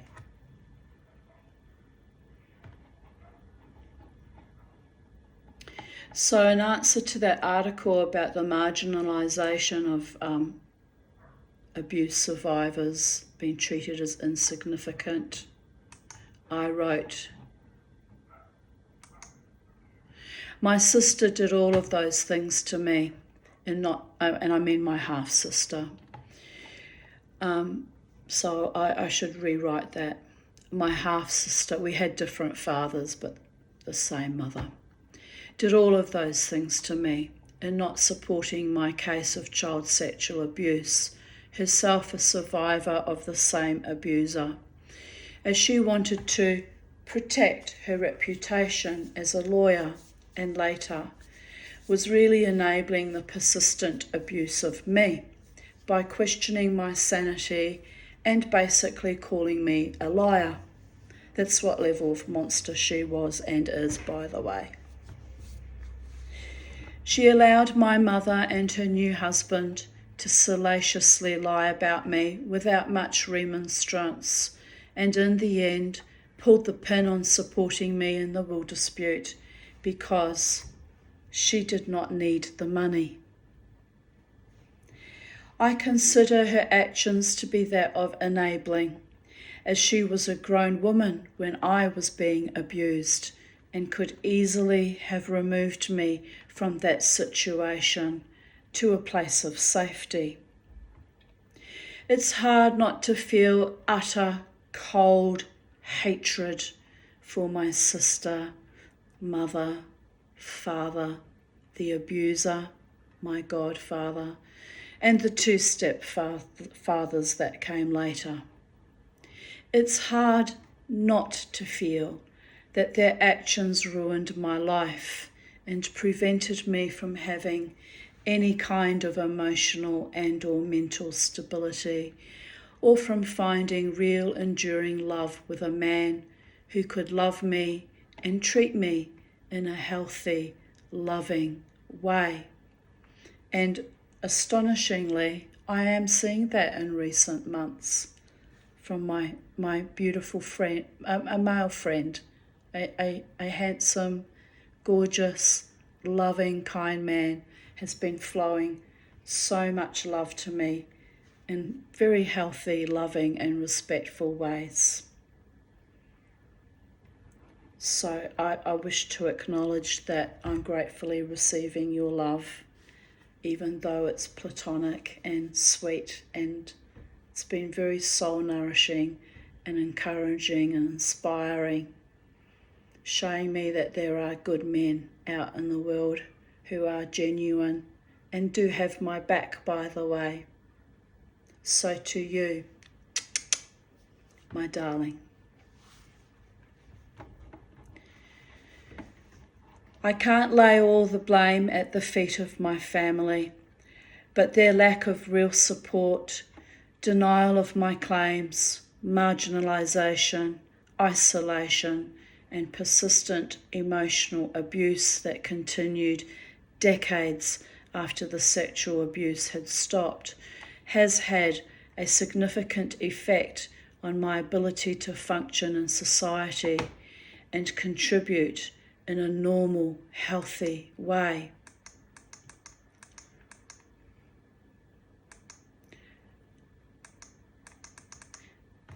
I fight for my own survival, which has taken me through 4 decades, and in less than a week I will be entering my 5th decade.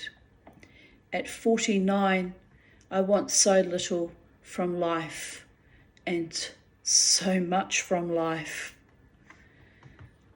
The little I want, which means so very much, is to be safe, to be loved, to be validated, to be seen and heard.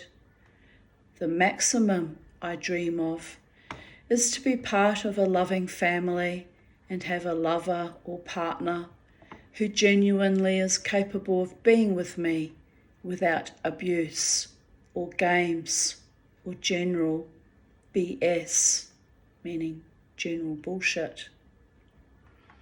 I dream of being successful in this way.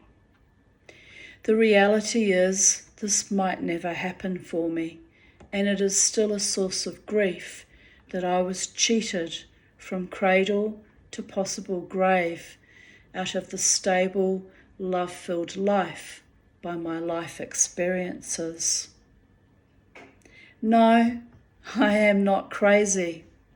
No, I am not stupid. Why is my hair doing weird flippity-jibbity things? And no, I am not delusional. Look at this. It's almost got a life of its own, hasn't it? Like fucking Medusa. Why is that battery low? It's plugged in. Ah, it isn't plugged in. Mystery solved.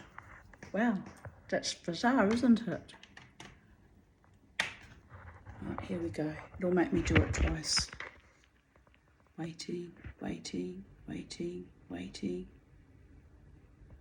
Oh, okay, it's going to accept it today. Weird little contrary machine. Where was I? No, I am not delusional.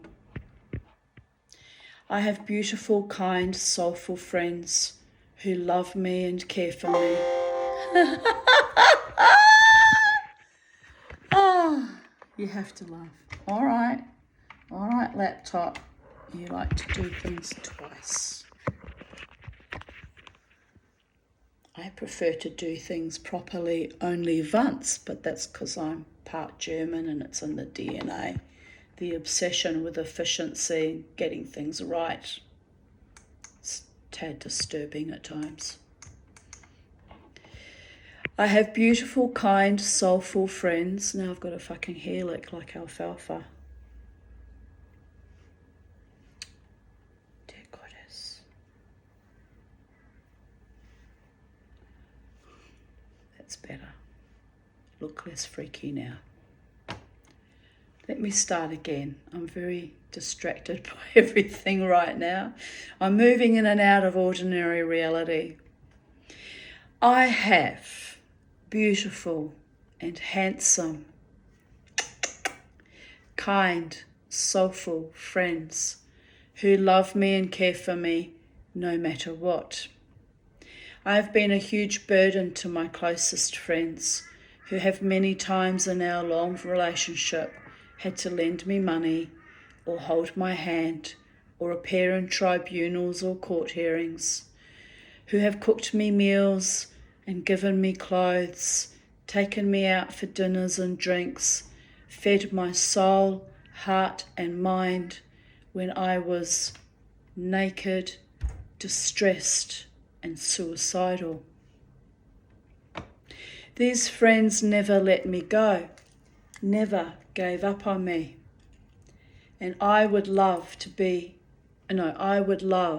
to one day be triumphant in my own life and mind, be able to give back to these gorgeous, amazing blessings of humanity who have helped me live to see this day of joy and peace and solidarity with my fellow travellers on this magical planet.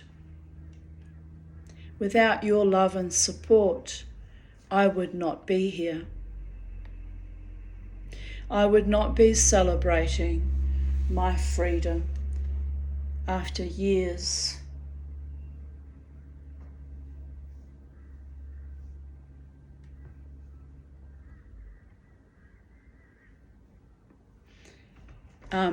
I would not be celebrating my freedom after years of long-term abuse and PTSD and depression. I will never be totally normal, but I pray my life settles into some sort of stable contentment for me to slide into older age with. My hair's driving me nuts today.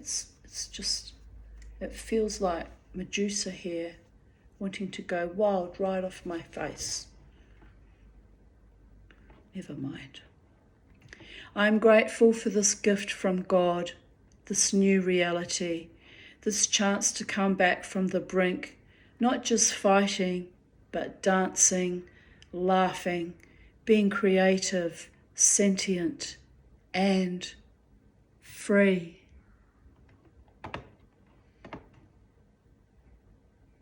For every person in my core family that told me I was insane, stupid, worthless, spoilt, ungrateful, dirty, useless, and ugly. I can show you a handful of people who will say, I am brave, determined, awesome, intelligent, beautiful, although that's in the eye of the beholder, wild, untamable, but generally a good, decent person who deserved so much better.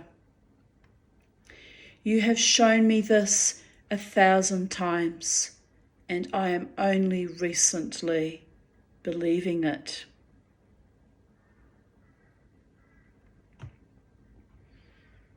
I love you all, my brave, beautiful friends who uphold me and never let me down or fall. You are my true angels amidst the dark insanity of hatred that was my former life. God bless you for being there for me then and now.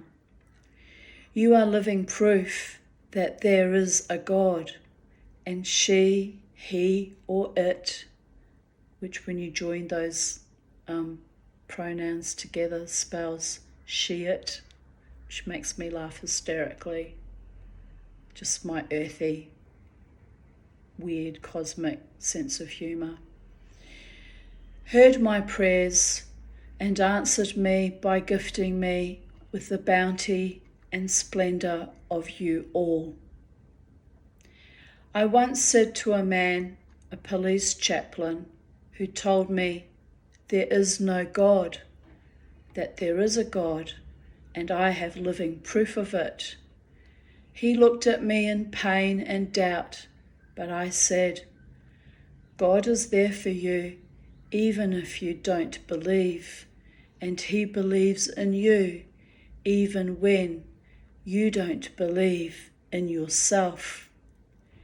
The two are concomitant.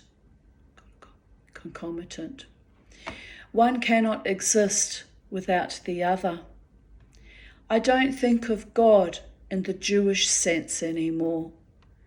I think of God as being in all of us, our hearts, minds, bodies, our microcosmic connections to the macrocosm. We are each a universe inside of ourselves and part of the greater universes. How can we separate ourselves from wholeness when we are already whole? So to those who try to destroy me and make me less than what I am, you failed. You will always fail. This is the true beauty of existence. We give so much away to belief systems or other people when all the power and glory is within ourselves, only we don't hear the still small voice within that says, go on. When you take back your life, your own power, and you see the miracle and the majesty of it all, you can do no wrong. You live free, love free, and live without judgment or fear, not even of an incoming deluge, people. I've been drowned and swamped enough in my life. I need not fear floods or famine or other human beings' decrepitude. You become a little bit dangerous, darlings, because, but you become. Others see your light and your strength and your amazing intrinsic value, and they become inspired to see the power within as well. Seek the power within as well. I hope to see a world where children are safe from sexual abuse and men and women love each other with kindness and respect as equals, so there is no more damage done to our lives. The only freedom worth having is to be safe, educated, fed, clothed, housed, and loved. May we all live to pay forward our bounteous blessings so others can blossom and grow. Amen. 7th of April 2012. Happy Passover, Chag Pesach Sameach. May freedom forever be our creed. Amen. Passover falls on the 22nd of April this year.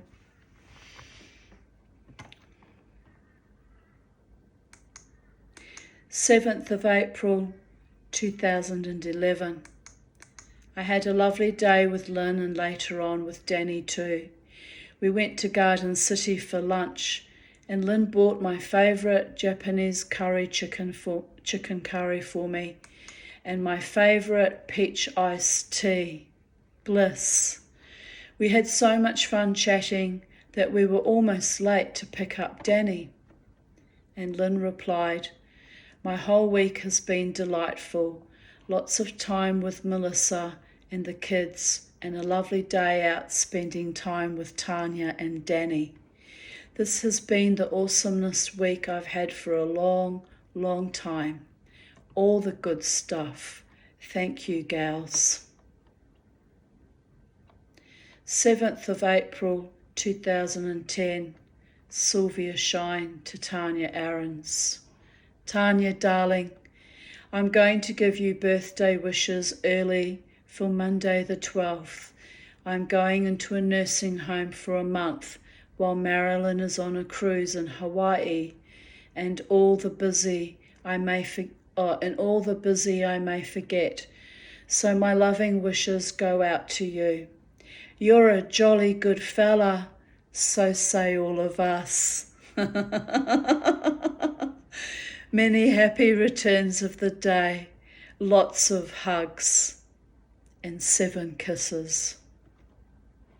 Then she commented again because she must have worried that it didn't go through. Many happy returns of the day, lots of hugs and kisses. I don't know why it got shortened. Have yourself a lovely day. Your mate, Sylvia, and 7 more kisses. And I replied, I'm glad I preserved these messages from her. They bring me such joy and delight. They really do. Thanks so much for your lovely thoughts and blessings, darling. Hugs and kisses right back at you. Have a nice time at the respite, if that is possible. Who knows, you might make some interesting new friends. Wish Marilyn bon voyage for me. Hawaii is supposed to be amazing. Hugs to all. Much love, Tanya. So, even though I bemoan the fact that I never received a love letter from a human man, except for one little scribbled little note once, which was a bit astonishing, but I wouldn't really class it as a love letter. It was just a goodbye, thanks for the sex kind of thing, but done in a witty kind of way. But, and it's not all about the sex, darling. I'm wanting more than just to be a biological catalyzing object of momentary ecstasy. I want a real enduring love, people. But anyway, catalyzing momentary, ecstatic bliss of the physical kind can be pleasurable. But those kind of men never stick around for some peculiar reason. Anyway, it's not them, it's probably me, to be honest, maintaining my warrior goddess demeanour and my desire for freedom. But anyway, not having ever had a love letter written to me, I really just realised I have lots of little love letters, but they're all from my Auntie Sylvia and my platonic friends, and they are so sweet and soul nourishing and, heartfelt. So I have had love letters, love notes on Facebook, and I have been truly deeply loved in the most sweet and protective and soul nourishing ways. So you see, 29 years alone hasn't been so bad after all. 7th, and I am looking forward to finally, finding real enduring love and maybe even cohabiting with them in the future. I don't want to be married again. I don't want any devilish contracts ever again, but someone kind and loving and supportive and soul nourishing and sweet and, all of those wonderful qualities might choose me one day. And I'm looking forward to that dream manifesting into 3D reality. But I have been loved in the most astonishing and powerful ways, including from the gods who insisted I remain here on planet Earth in this incarnation, in this body. So love truly is the law. On that, Aleister Crowley was right. 7th of April 2009.